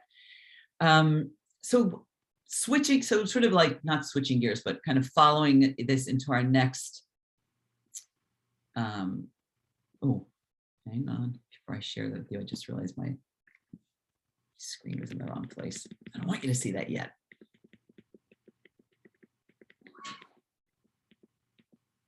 Okay, let's go back. Now I can share it. So going from just thinking about how news gets information, how they put those stories together, how there's an ability to spread that misinformation, disinformation easily, into a little bit more about the algorithm and about privacy issues, right? So look, we're thinking about today really focusing on the different ways in which our media literacy skills can help us in the various ways that media influences us. And I'm not necessarily asking you to answer this question, but it's a question that I think about a lot when I'm speaking to groups about what they know about me before I see them, because there's a lot of information available about me on the internet. And some of it is information that I like and I feel good about, and other information is information I wish would go away, I don't like. Because I'm a professor, there's also, there are websites like Rate My Professor where students go on and can rant about a professor they have. So there's information like that that gets generated about me that I have nothing to do with. There are a couple of videos that are out there that I made at some point that I would never share, but somebody else has shared. So there's information about me that exists. And I would say I'm somebody who's pretty mindful about what I put out and making sure that others know what I want them to put out. And even then, that information is there. So how can we be mindful about the ways in which our personal data is shared? Can we even expect privacy in a digital world like this? So I want to take a moment and put you into breakout rooms, because this notion of a surveillance society is what I want to really explore. So I want you to see if you can make a list of the places in which you are surveilled. So where are places where someone's either gathering information or watching you, right? And I'm just sort of make a running list of that. And so you're going to chat with each other about that briefly, only 2 or 3 minutes. And then we're going to come back in and talk about that and put a lot of those answers into the chat. All right. Why am I not seeing breakout rooms? That's weird.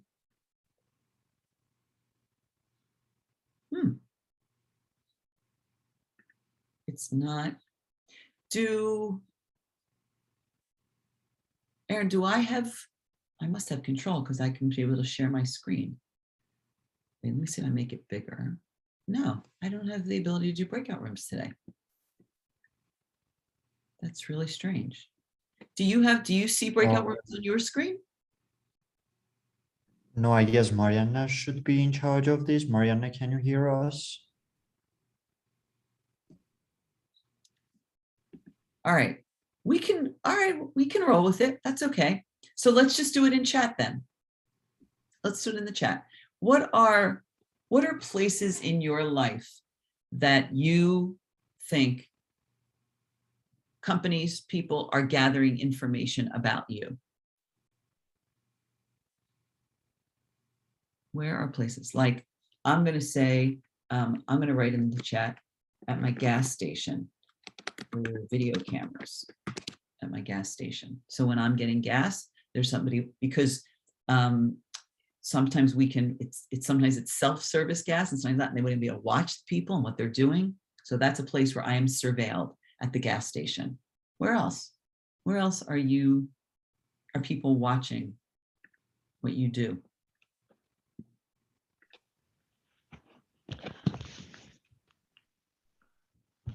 Hotels.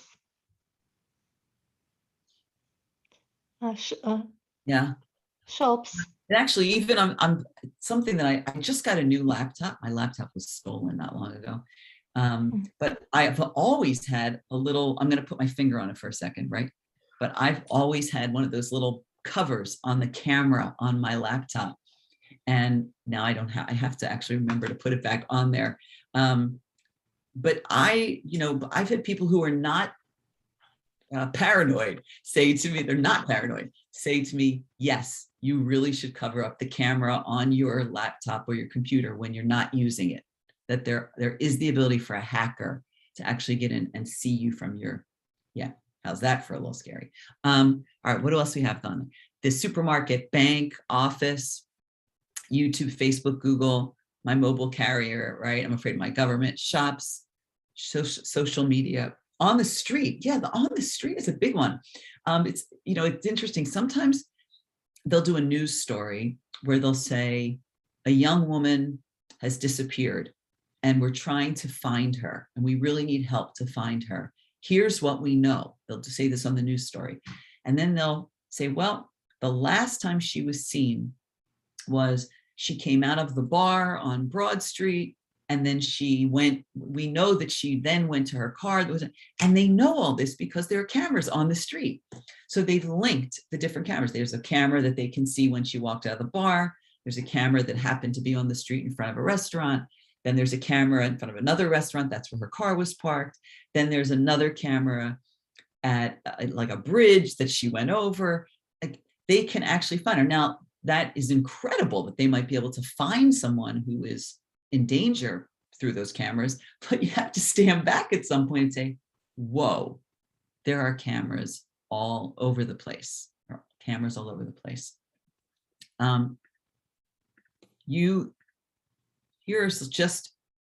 Here's my list. So personal voice assistants. Now, even though that's not video, it's easy for people to forget that in order for Alexa or Siri or any of those other sorts of voice assistants to function, the way they function is you have to say the name first, right? You say Alexa, and then you ask a question. And in theory, that wakes Alexa up, right? That wakes up the personal assistant that's in your phone or on your laptop, or just a little, those devices that can just sit in your house, that'll wake it up. But it doesn't wake it up. It's that digital assistant is awake, is functioning, is on the entire time. It just responds to you when you call it by name, but it's on the entire time. And there are lots of stories that exist about it recording things and emailing it to other people because it got turned on, even though people didn't realize it was being turned on. So it's listening to you all the time. There are CCTV cameras in all sorts of public places, and not just in places that you might think of as, as countries or places where they're monitoring people, but they're in countries, they're all over the world now, right? Your smartphone has a camera in it. We post all our photos to social media, but now there are cameras everywhere. So there's car dash cameras, there's cameras inside the bus, cameras on helmets, doorbell. So a really popular thing here in the United States is the Ring. It's what's called the Ring camera. I don't know if you have something like that there, where instead of you just having a doorbell, your doorbell has a little camera in it so that you can actually see who's at your front door without you having to open the door. And you could also see who's at your front door if you're not home, right? So if you're somewhere, you're on vacation, you can see it. And some of them are equipped with a microphone so that I could actually talk into my phone and that person would hear, oh, sorry, can't come to the door right now, right? So there are cameras in your doorbell, apps that let homeowners monitor the interior of their home. Your toll booth has a camera. There's lots of more and more drones in the sky, satellites, your laptop camera, recordings of Zoom that are going to end up who knows where, workplace surveillance. So, I mean, the more we think about this, in my university, I'm just looking at the second to last thing, says swiping an ID card to enter a building. In my university, they made it a requirement for everyone to be vaccinated. Once you got a vaccine, once you were vaccinated, you had to upload a picture of your vaccine card to a particular spot online. And then that got added to your ID card. So when I go through a building now, it knows whether I've been vaccinated or not. If I've not been vaccinated, it knows on the card and it won't let me in the building. Now, there's a lot of things about that that are great, but it just talks about the way in which my university is watching my moves, right? So that surveillance happens in many, many places. And it really makes us think about our free will, whether we have free will. What's your opinion about that? Do you think that we have free will? Right, the ability, so by free will, I mean the ability for you to make decisions that you want to make about yourself because that's what you want to do, right? It's just your decision. And that's definitely a cultural, that can be a very big cultural difference. When a few years ago, we did a study on privacy in media literacy. And I did it with colleagues who were part of this UNESCO group that I'm part of. And so we had one person who was in Barcelona, one person who was in Jamaica, myself in the US, somebody in Canada, and a number of other countries, and one person who was in India. And we wanted each person to go to their respective community, their country, and share this survey that we had put together to get feedback. And the survey was all about privacy. And the person who was the colleague in India said, I don't have anybody to give it to. Nobody's going to have an answer for that. And I said, why? He said, well, we don't have privacy in India. What do you mean you don't have privacy? He said, well, there's no assumption of privacy in India. So people aren't going to be able to answer this. You're in the United States. You have an assumption of privacy there. And so it's very different. And it really was part of what we ended up writing about is what's an individual's assumption about their own privacy. And that's why I'm asking about free will. So Anna, you've had your hands up for a little bit. Yes, about free will, I think when I have my free will, at that time I don't have actually, because media makes me to make decisions. For example, if I made my decision to get my vaccine, that was because I read a lot about vaccines and I found out that it is safe and it is good to get vaccinated, but I don't think that it is my free will. Well, I appreciate that. Yeah. Right. I wrote in the chat, nowadays, due to COVID, I started to think we don't have free will.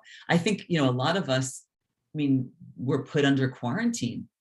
And I never imagined in my life I would live through a moment where my government would say, you can't leave the house. That was a really staggering, scary reality, especially in the United States, where people feel so, so connected to their independence. And it's like, no, you cannot leave the house. You're gonna have to stay there. Yeah. Shoshana? Yes, I wanted to say something about privacy, especially on social media. Like, okay, we cannot choose maybe cameras on the streets because we never know where these cameras are. So we never know where to go, so in order not to be captured by cameras. But I think we are free to choose whether we want to have this kind of social medias or applications in our phones or not.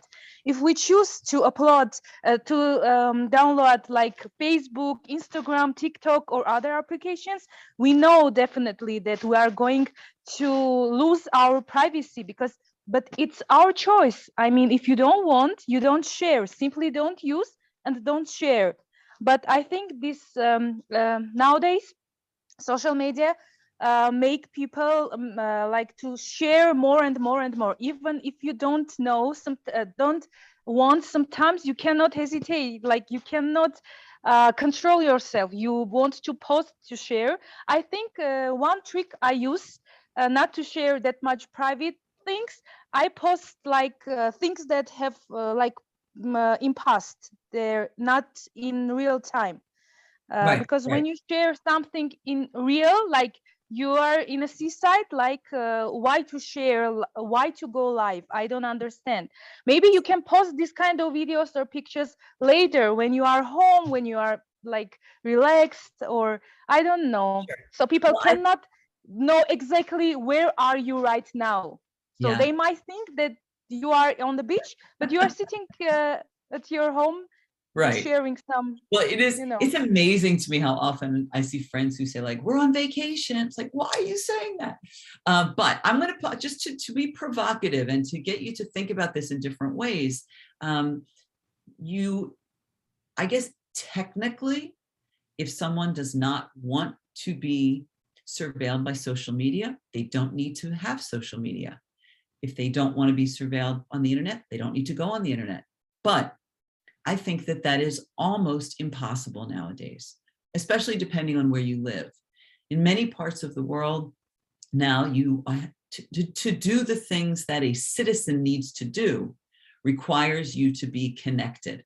So to vote, to register your car, to get a driver's license, to do all sorts of just citizenry things requires you to go online, go to a website, put in your social security number or other sort of identification number, sometimes to upload a photo.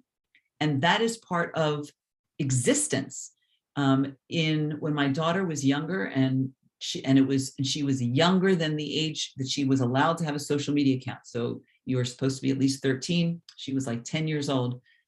Her school, an after school program that she was in, required her to be participating in a Facebook group. That's where all the information for the sports team was in the Facebook group. So even though she didn't want to be on Facebook, she didn't want to have an account, she needed some way for her to be able to get the information. The school had a Facebook group. I mean, community organizations have online groups that they have an expectation you'll be part of. So for you to actually feel like you can disconnect from that is very, very hard nowadays. It's not just a matter of, I don't like TikTok, I'm not going to download that app. And sometimes you'll have an employer. I'm participating in a webinar in another week or so where they are requiring everyone to do their communication not through WhatsApp, but through a specialized app that I have to download. I have to put my personal information in.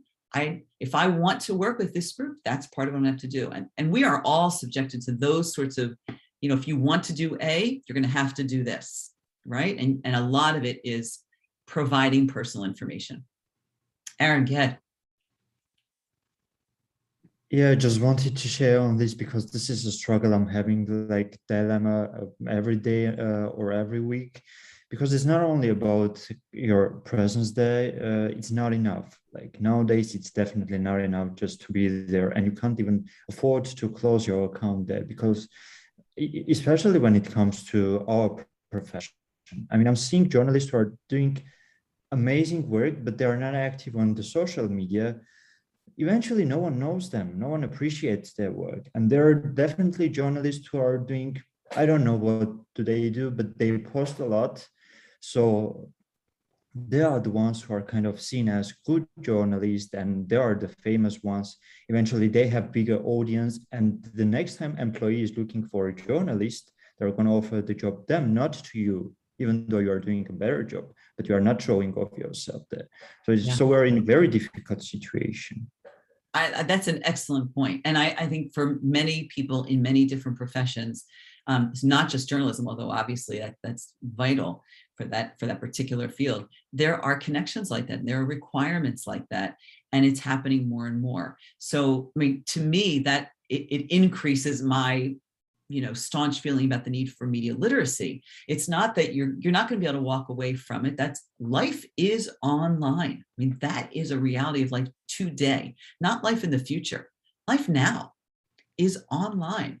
And the pandemic really showed us that, because if we weren't doing something online, we did everything possible to figure out a way to do it online so that we had as much of a thriving life as we could, even while we were in quarantine.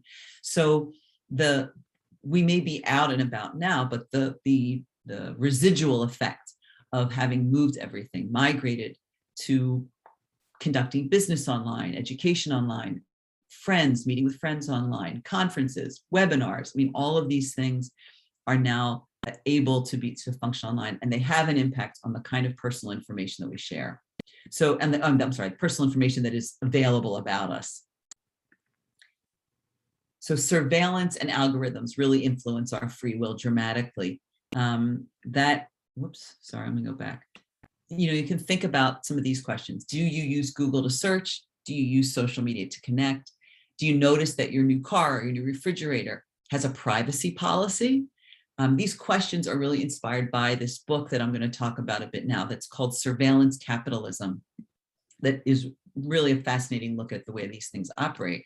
You know, we can think about, we're searching Google, we go on, we put something in the search bar to search Google, but really Google is searching us. Google is looking for information about who is that person that's asking that question? How old is that person? Where do they live?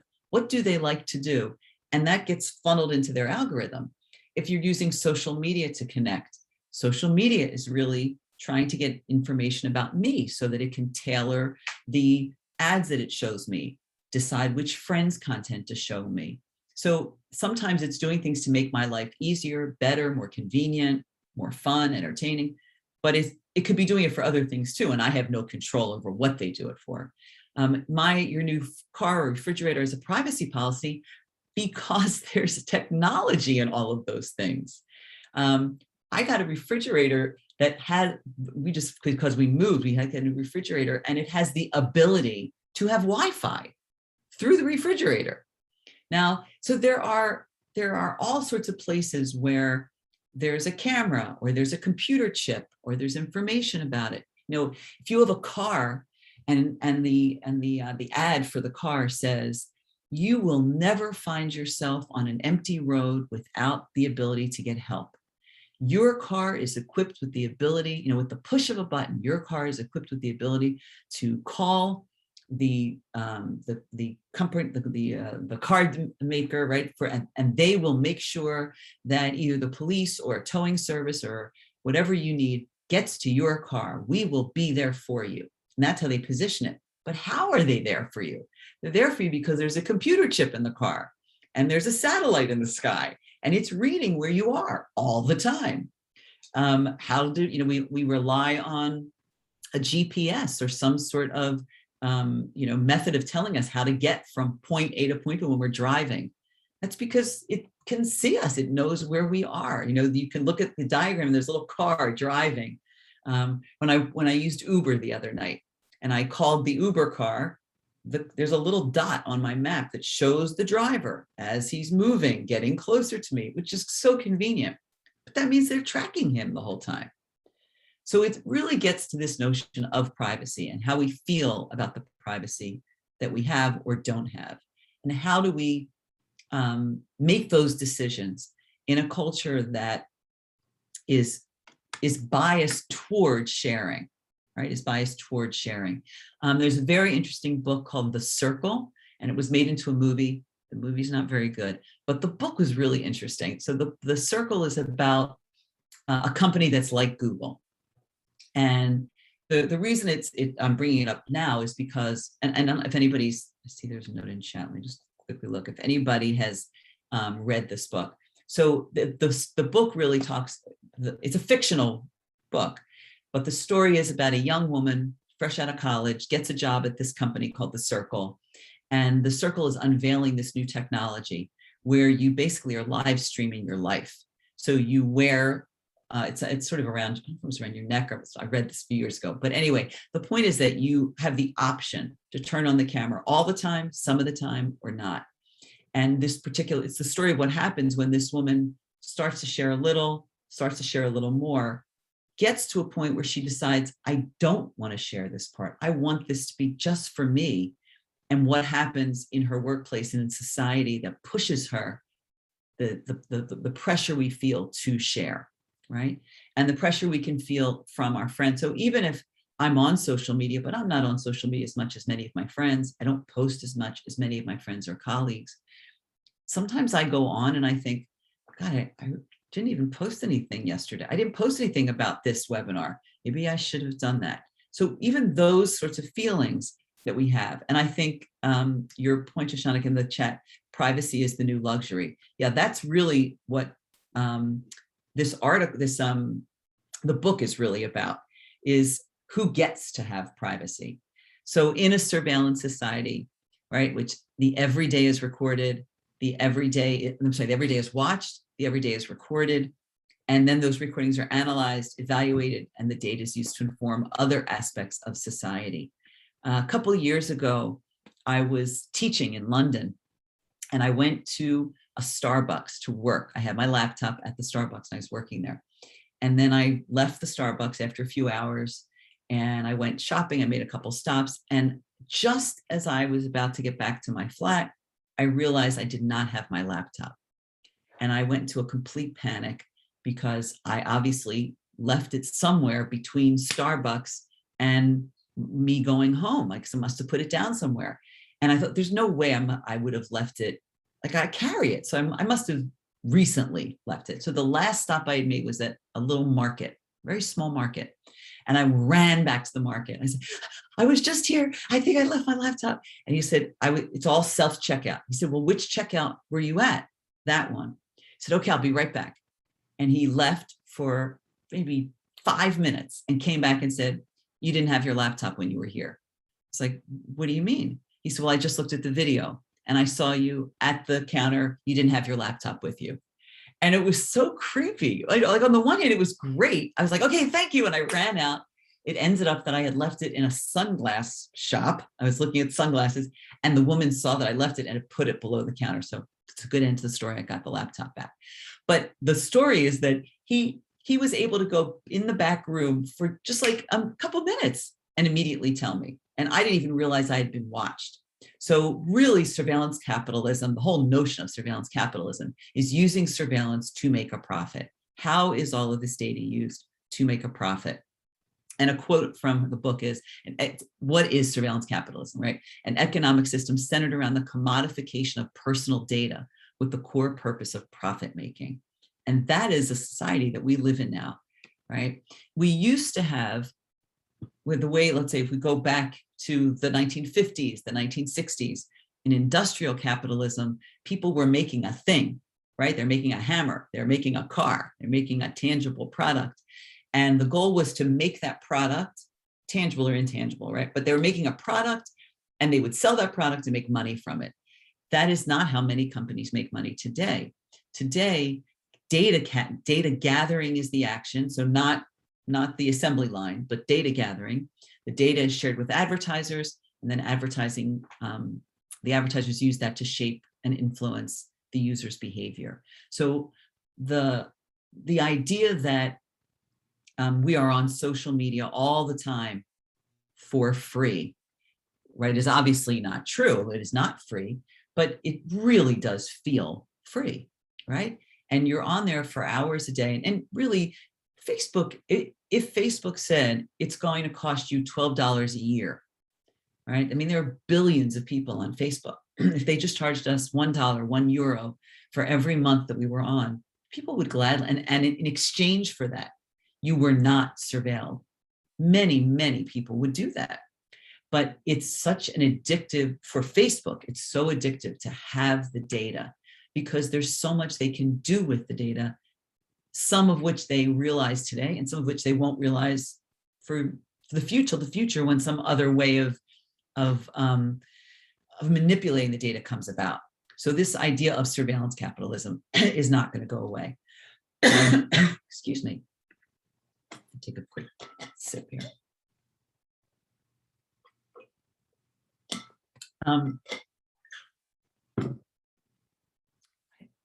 We should take the time to watch this right now. I do have this up. We'll watch a bit of it. I don't know that we'll watch the entire piece, but it's a really good explanation of how this infiltrates our lives. You may have heard the words surveillance capitalism thrown around lately, but it also may not be obvious what that means. We're going to briefly explain what surveillance capitalism is and reflect back on what that means for our lives.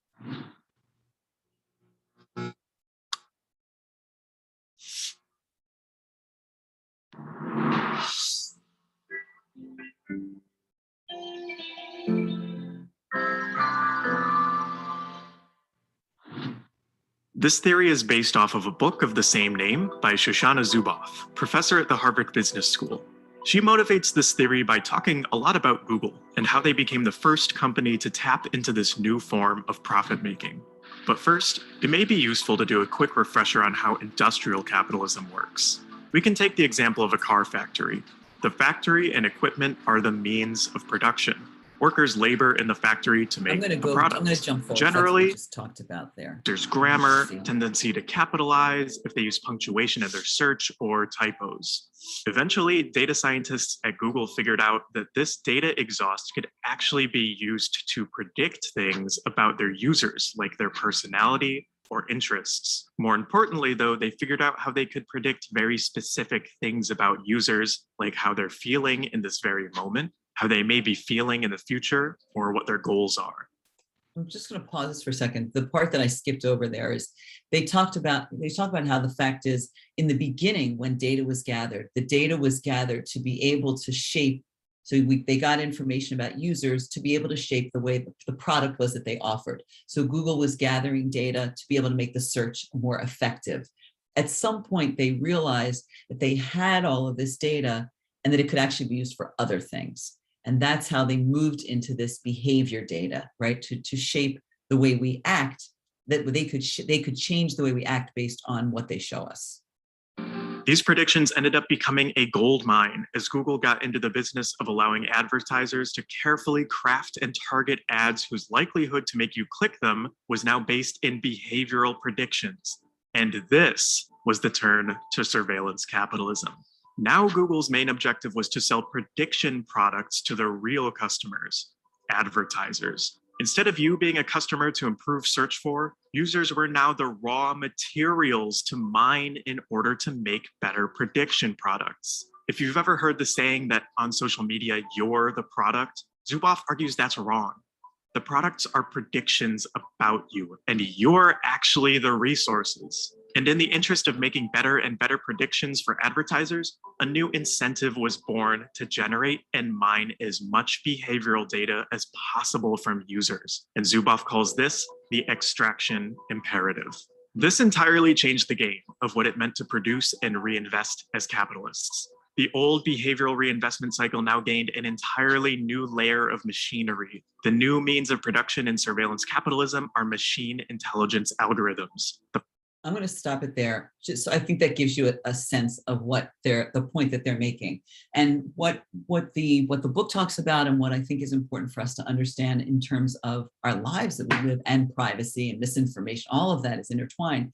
Is that the decisions that the social media companies and search engines and others are using to determine what we see is much more about their method of making more money. Now, you could argue that as users, the advertisers are only going to want to be advertising there if the audience is there. And in order for the audience to be there, we need to feel like it's a worthwhile place for us to be. So it still matters that the audience is getting satisfaction in what it's using, but the actions that we take are measured in different ways. So I think we actually, excuse me, we talked about this briefly yesterday. I don't know why I'm having so much trouble with my voice today. I'm sorry. I forget what I was going to say. I lost my train of thought in the middle of my cough. That's all right. It will come back to me. I'll go back to my screen and it will come back to me. This is why I have PowerPoints, because they keep me on track. So a good example of surveillance capitalism are the emojis that are on Facebook. So you might think that the emojis that are on Facebook are really there just to be able to, that those additional emojis were created to enable us to express ourselves in more ways, right? But really what it enabled them to do was shift the surveillance in terms of the other ads and and information that we're shown. So they know that if we tend to use the sad emoji, or we tend to use the love emoji, or tend to use the like emoji, it tells us something, it tells the algorithm something about our current state of mind, and it tells us something about just as a person, what we're like. A certain kind of person is willing to use the love emoji frequently. A different kind of person is willing to use the angry emoji frequently. And so that can shape the content that's actually shown. So what those elements that we consider to be things that are enhancements to how the user gets to use the technology or the device or the information is actually about the company making money. So what I wanted to do, I wanted to make sure I gave us enough time to be able to do this today. So I'd really love everybody to make a meme. I wanted to be able to work together, but if we're still, I wanted to see if the breakout rooms came in, but they're not.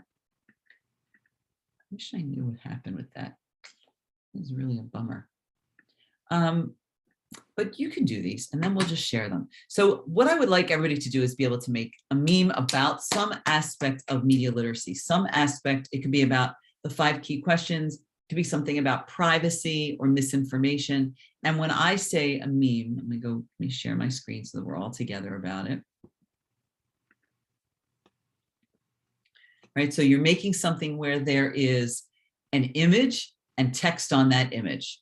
And it can be a serious point. It can be something funny. There's lots of ways to do this. You can use a picture that you already have, or you can actually go online and search. You can search for common meme photos and you'll get common meme pictures, and you can add your own text. There's lots of easy ways to do that. What you're going to do is create the meme and then upload it to Padlet. So I'm going to give you the link in the chat so you can easily get it. A second. I'm going to put that in chat. Okay, so you don't need to register. You're not going to have to give your name or anything to Padlet. You'll just go in. You'll see that there. I can show it to you. Where is my Padlet?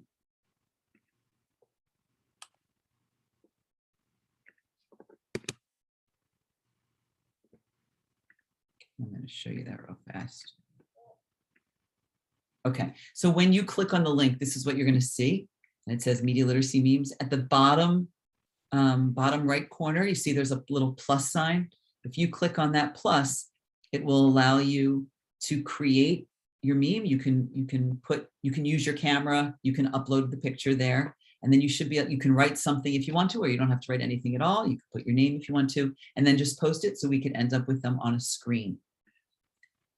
I'm going to stop sharing. Does this make sense? Questions about what you're going to do? All right, so I'm assuming that you're going to need like 10 minutes to put it together and be able to put them on. And if it looks like we need a little more time, we'll do that. So we'll be able to talk while this is going on, and I'll see as things are uploaded, and I'll make one too, so we can all be doing it at the same time. And let's on our way, all right? So figure we're going to come back. If you want to turn off your audio or video, that's fine. And we'll come back at just a little bit after the half hour point, right? That'll give us about 10 minutes. Okay. We need the breakout rooms, or it's going to be a person? Well, I was going to do them in breakout rooms with people together. Maybe I should ask for it. I don't think we have the breakout rooms. They're not showing up on the options. I've never seen that happen, so I don't know why it's happening.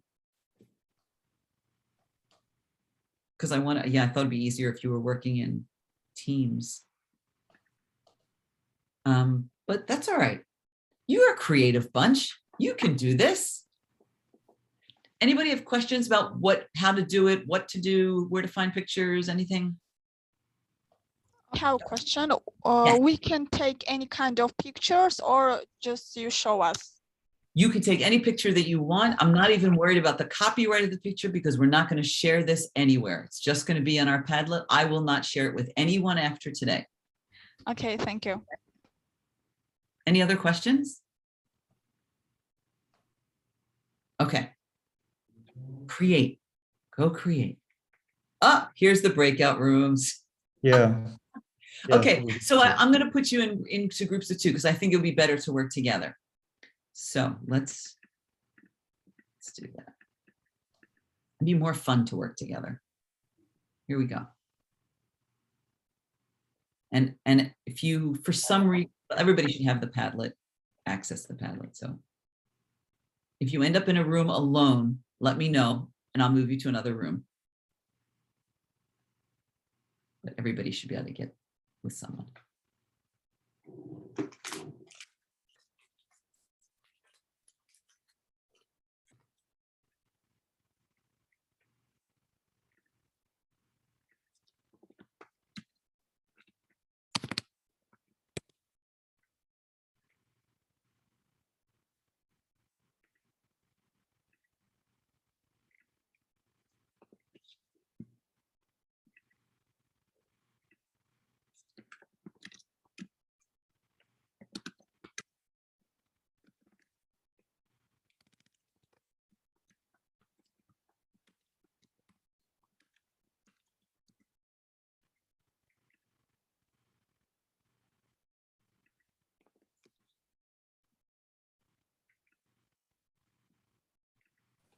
I was alone in my room, so I came back. Okay. I made my meme. Wait, I'm going to move you to another room. Yeah, there are a bunch of people that haven't joined and it's hard to. Yeah, I was kicked out of the system. I guess I was the partner, but I couldn't Okay, join I'm going to move people that are just in 1 to 2. So wait, Anna, so you left your room. You should be able to. Yeah, what's your last name?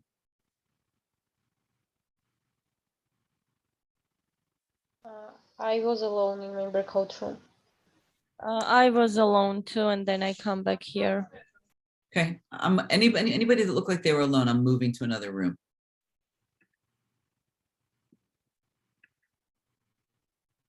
Uh-oh, we're having multiple people who are coming in.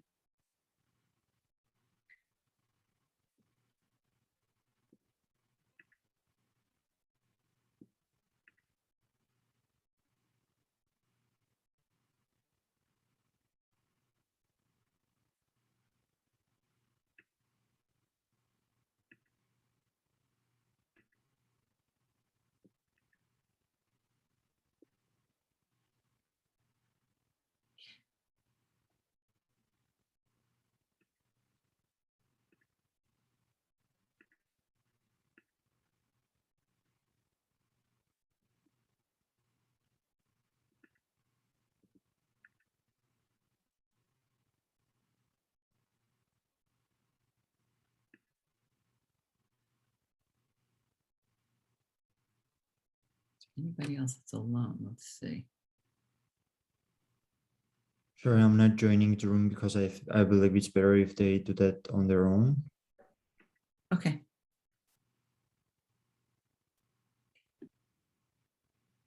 So there's some people that have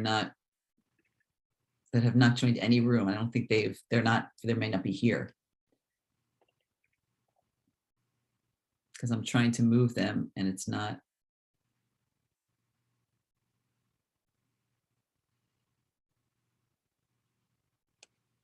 I've tried to move Verico several times. She looks like she's alone in her room, but she's not moving. And I don't know why that is. That's very weird.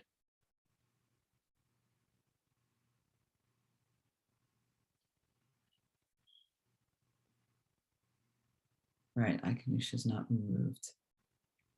May I ask a question about these memes? When we finished, we should just publish it, or? Yes. When you're finished, add it to the Padlet. Yes.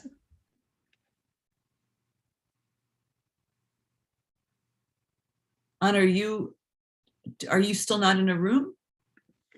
No, I was alone in my room. I came back and I made it alone. Oh, wait, I thought I moved you to another. No. Oh, well, because I wanted you to be able to, I see what happened. All right. You can make your own, but I'm also going to add you to a room.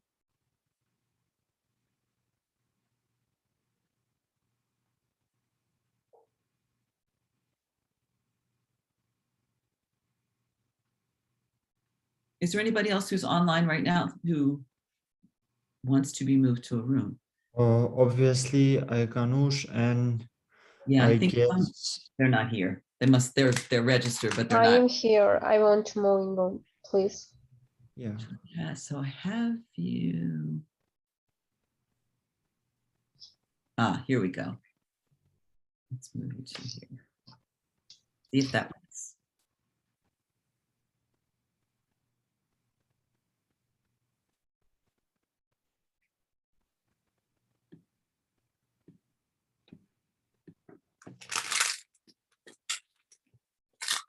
Let's see if anybody's on Padlet yet.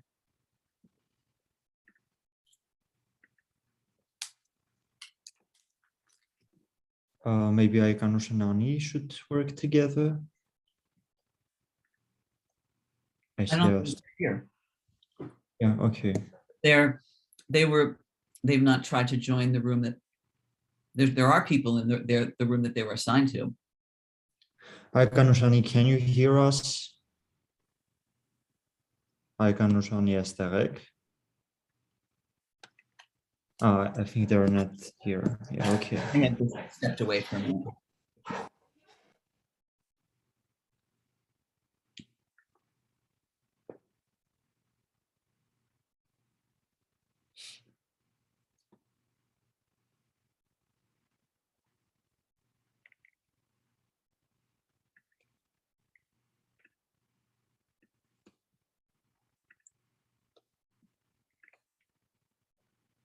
These are great.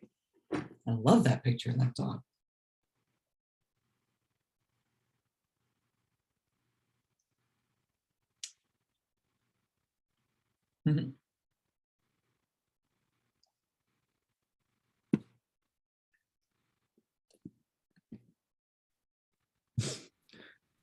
Yeah, those are good.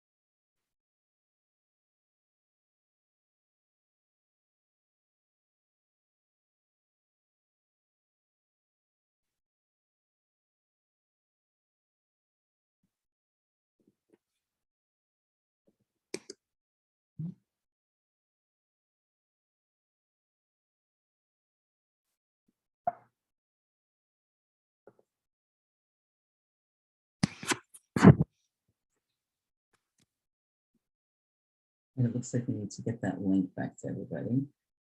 Let me try to do that again.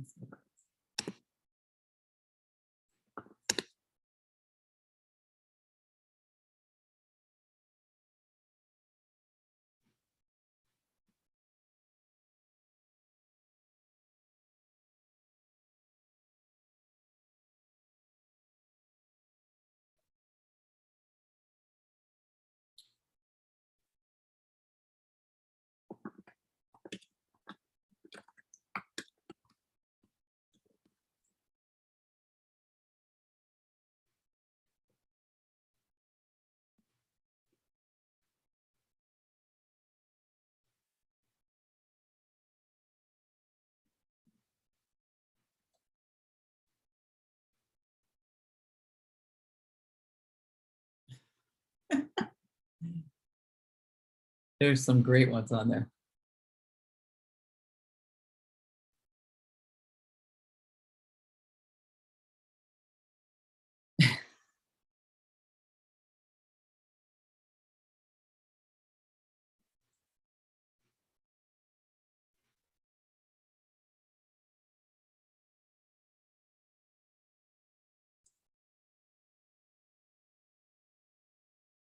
Hmm.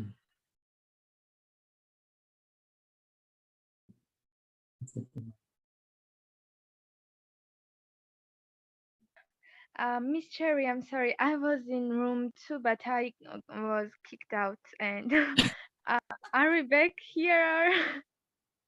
Wait, you were in 2? Well, we're all coming back anyway. I'm about to Okay. close all the rooms anyway. So as people are coming back, feel free to still be, you can still put things on Padlet, you can still add things. I'm going to share my screen so that we can all be looking at the Padlets at the same time. There's some really great ones on here. I don't know if I can see, yeah, we'll go to the next one. No, I think I just have to look at it and close it. Checking your relatives' Facebook profiles and believing misinformation, visiting a reputable source and analyzing the information critically. I love this one. Breaking news. Tomorrow is Monday. These are great. You know, I do think that we could you know, have a whole discussion about memes and how memes have changed the way we communicate. I think that the ability to take some of the information and synthesize it into a way that, you know, it's almost like being able to write a tweet about it, really can force you to get to like the essence of what is important about something. And humor can be a way to drive that home. I know you had like very, very little time here to be able to work on this. But still, many of you really put some great things in there. I love the images. And I think that it's helpful to me to sort of see what are the things that were prominent takeaways for you and things that you were affected by. I'm going to try to get these a little bigger so you can see them.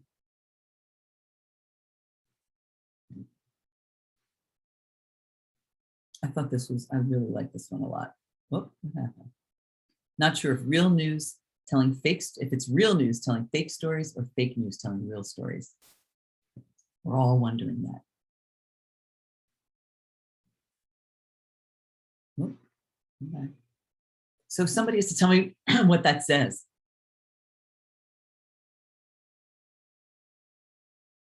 What does it say in English? Anna, we can't hear you. You want to say there is no any sufficient media outlet? Yeah, I translated it. You can see the translation.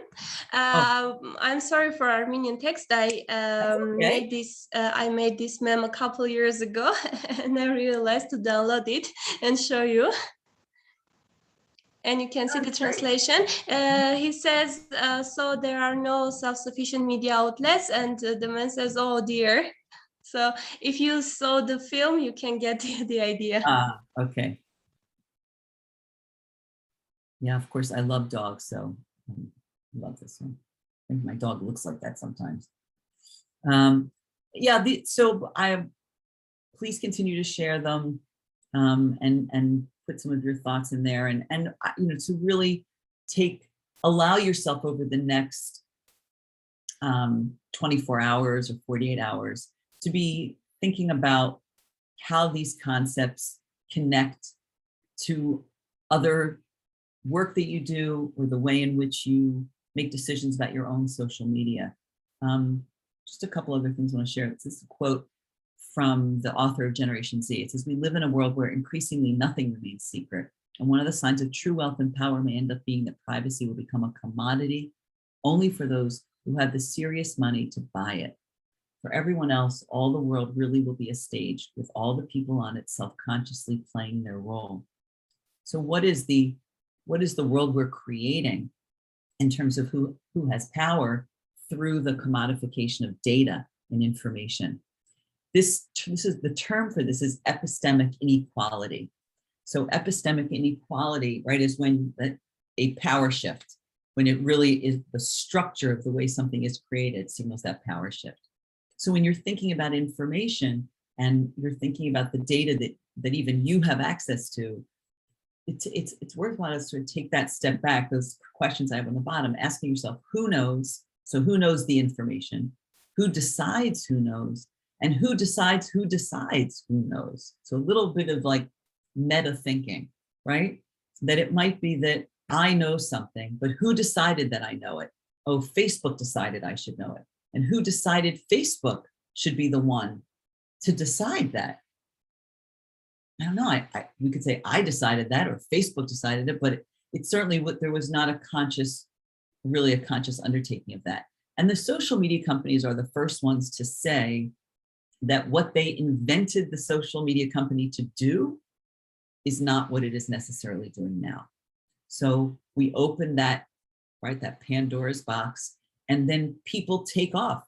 There've been a lot of articles about Twitter where the creators of Twitter and Jack Dorsey has said, I never imagined, like even the hashtag, they never really had a sense of how the hashtag itself would become a way of separating people into different polarized ways of thinking. They just saw that it just was not, so the unintended consequences of social media are things that we're just starting to understand. And all of this has a tremendous impact on how surveillance, how privacy issues affect journalists and journalism. I've been working for the past, the project just stopped, but for the last year, I've been working with the Philadelphia Inquirer, which is the reputable major news outlet in this region where I live. And initially their work has really been in trying to be more conscious of how their news stories reflect diversity, equity, and inclusion. But I was working specifically with them on policies and process. And the issue of the right to be forgotten has come up quite a bit. I don't know if any of you have heard this term before, but the idea that someone does not want to be found on the internet. So not the right to be forgotten by the world, but the right for someone, an individual, to say, I don't want someone to be able to search and find my information on Google. And what rights do we have to have that information taken away? The newspaper, this news organization, was exploring it in the sense of someone who was wrongly accused, or someone who had something terrible happen to them when they were a child, or for some legitimate reason, you would not want that information found or part of future news stories. And so they're creating a method so that you can get in touch with the newspaper and say, you know, I was accused of doing something. I was exonerated, right? The legal system says I did not do it. I don't want that to be part of the search that they would find. And now news organizations and other social media platforms are starting to have conversations about what are ways in which individuals can take back their privacy, right? And here are just the kinds of things that journalists have to deal with.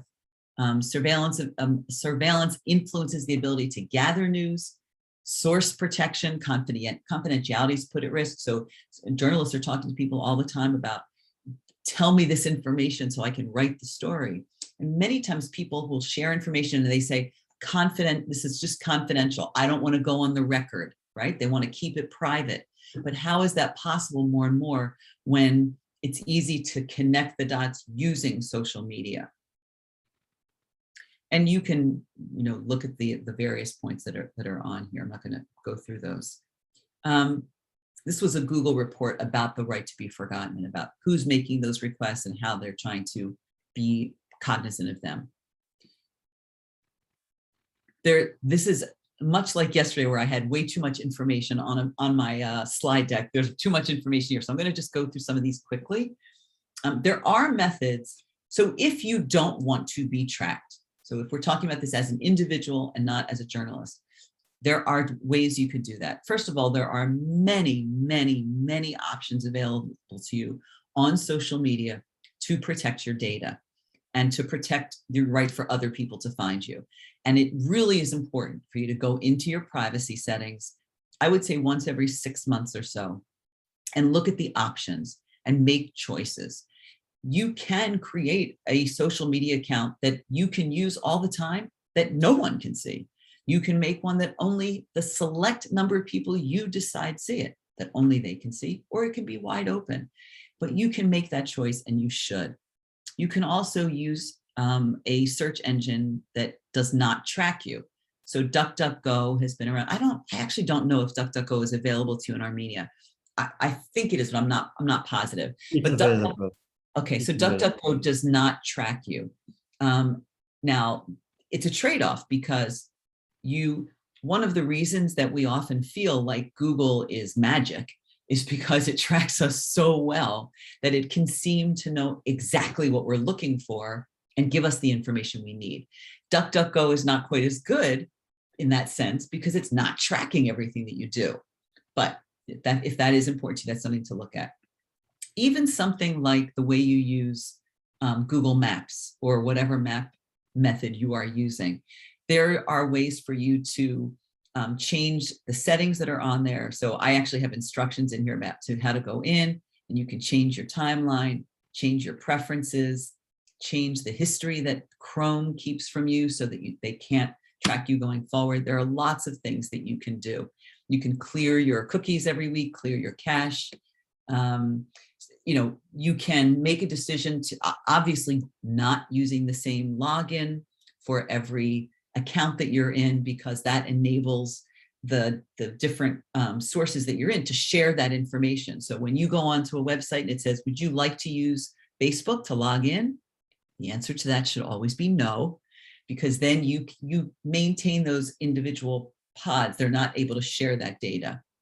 Not using autofill or auto share. And then all sorts of questions that you can really think about in terms of your own use. So I do want to have at least a couple minutes. We can have comments and questions to the issues that are getting brought up here. Akanush, did you want to make a comment? Yeah, actually, something from my experience. Safari and Google as well, they have this option of private searches. Yeah, and actually I use it a lot because it's consumes your storage less, because the history isn't safe as well. Yeah, at least I think so. And actually, when I use it in Georgia, some Georgian ads are shown. They are in Georgia, and when I come to Armenia, although I don't turn on my geolocation, Armenian commercials are showed. It means that privacy doesn't work.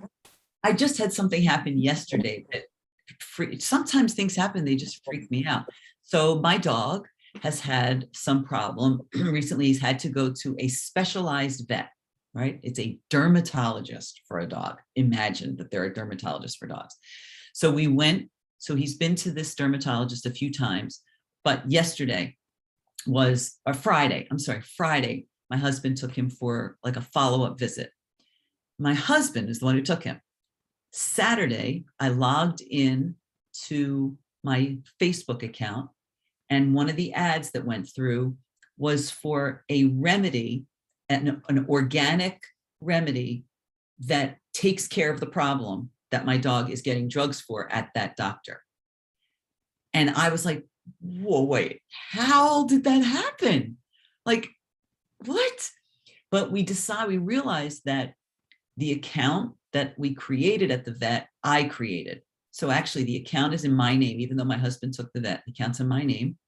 And clearly the vet is selling their customer list, right? The vet is selling their customer list to social media, and social media is doing whatever they want, because the original reaction we had was, why would the vet want me to have access to this other method of solving the problem? But they don't even know. They just sold the list to someone, made money on that, and now I'm getting ads for that. And that happened, boom, like there it is.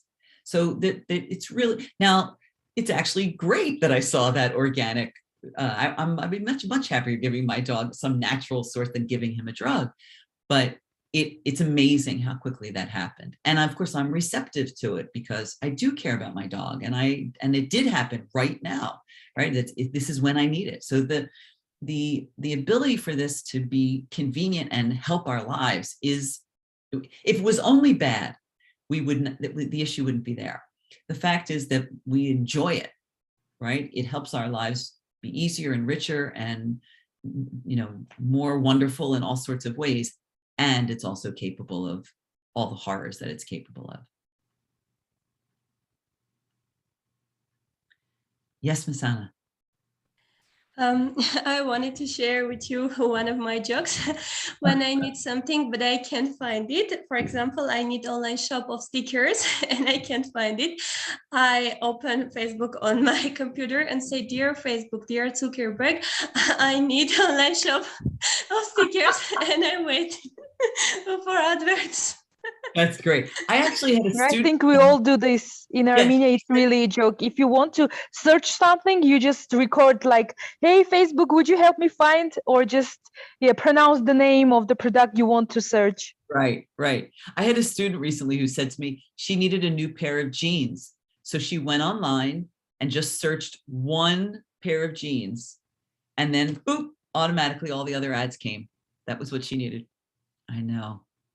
That's why I think that's really why it's important for you to recognize both sides, because it is fun and helpful and wonderful, but at what cost?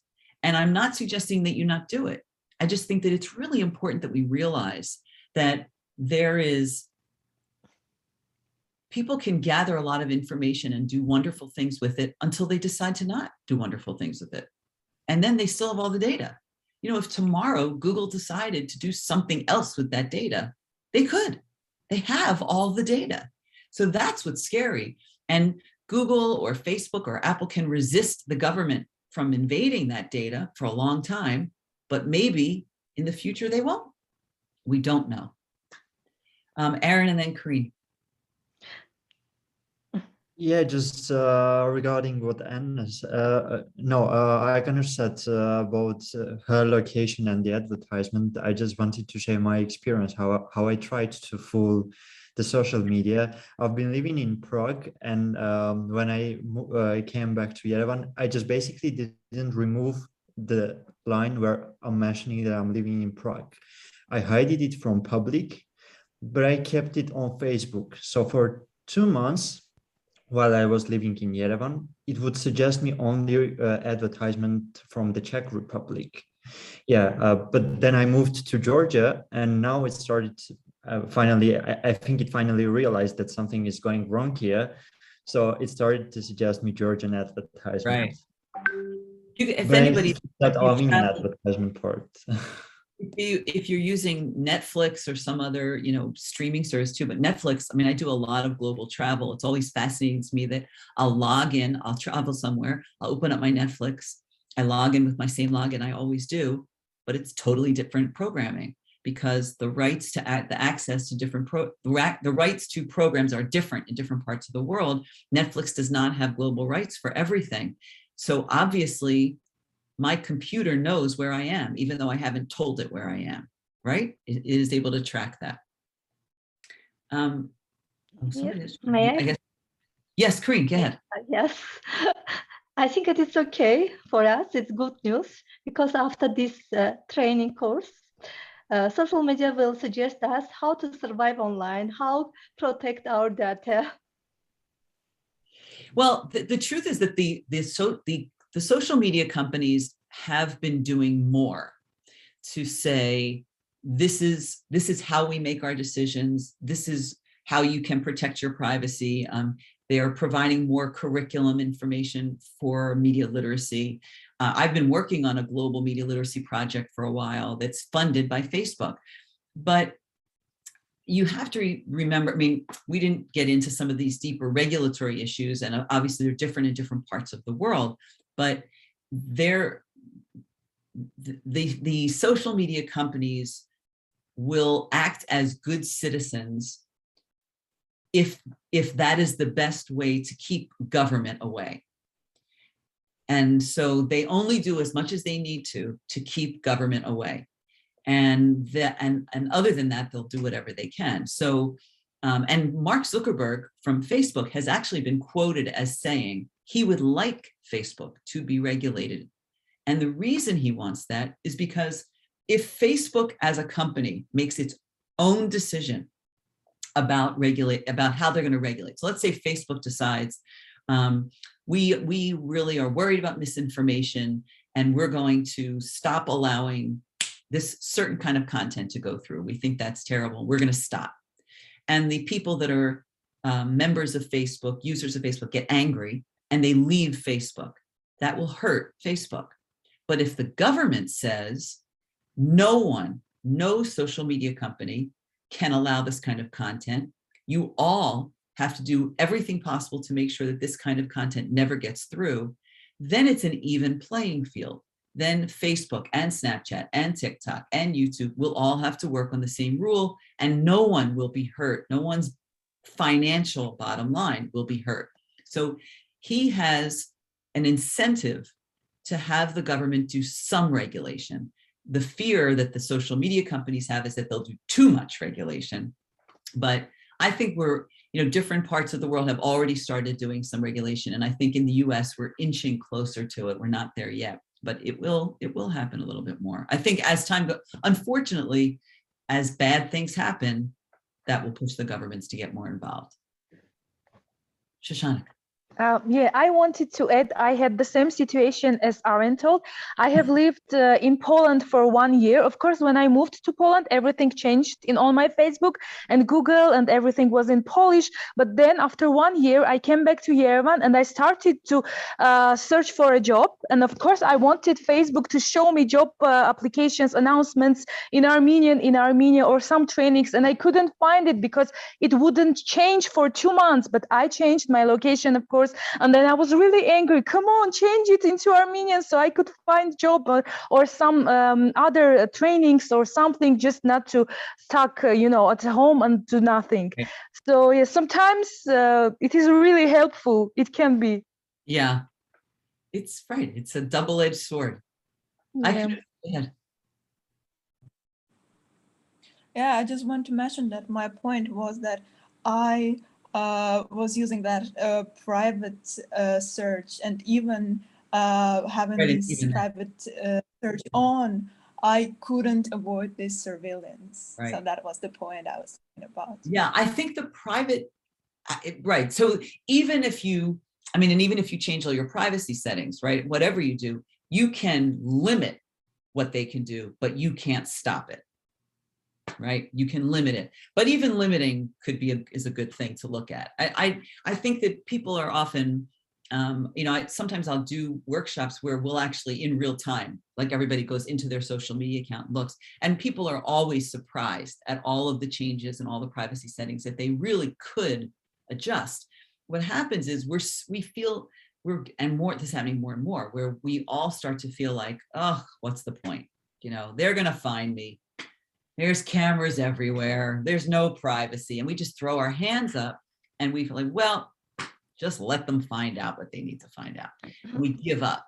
But there are many ways for you to keep your data safe. And definitely in terms of, there's a rise in identity theft and things. So there are things you really should do to protect your data when you can. Like when you're finished today, don't just close Zoom, log out of Zoom. Don't just close your email, log out of your email.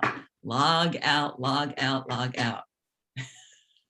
Don't just leave it. I know it's annoying to log back in, but it's a small price to pay. And I'm going to leave you with that piece of advice. I'm very excited for you for your subsequent weeks. Please, anybody who wants to continue, I'm putting my email in the chat. Anybody who wants to stay in touch or talk, it doesn't have to be in the next couple of days, could be whenever.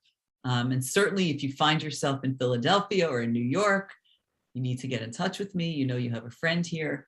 Yeah, if there's anything I can do to help, please let me know. And I'm excited for you all for all the rest of the presenters that you will get to hear from. Thank you. Dear Sherri, behalf of the CN team, I would like to thank you for amazing sessions. Thank you very, very much. And thank you all participants for being here, being with us. Thank you very much. Thank you all. Thanks, everybody. Have a good rest. Ms. Culver, yeah, just a word. Ms. Culver, thank you very much for the amazing weekend. It was very interesting and it was very lively, and I'm doing on behalf of me, but it was really very engaging and interesting. Thank you very much. And I hope the participants got the same feeling, and we'll see them next weekend, but hopefully we'll see you again soon. I hope so. Take care, Thank you everyone. very My much. pleasure. Thank you. Bye-bye. Bye. Bye. Thank you very much for everything. Bye.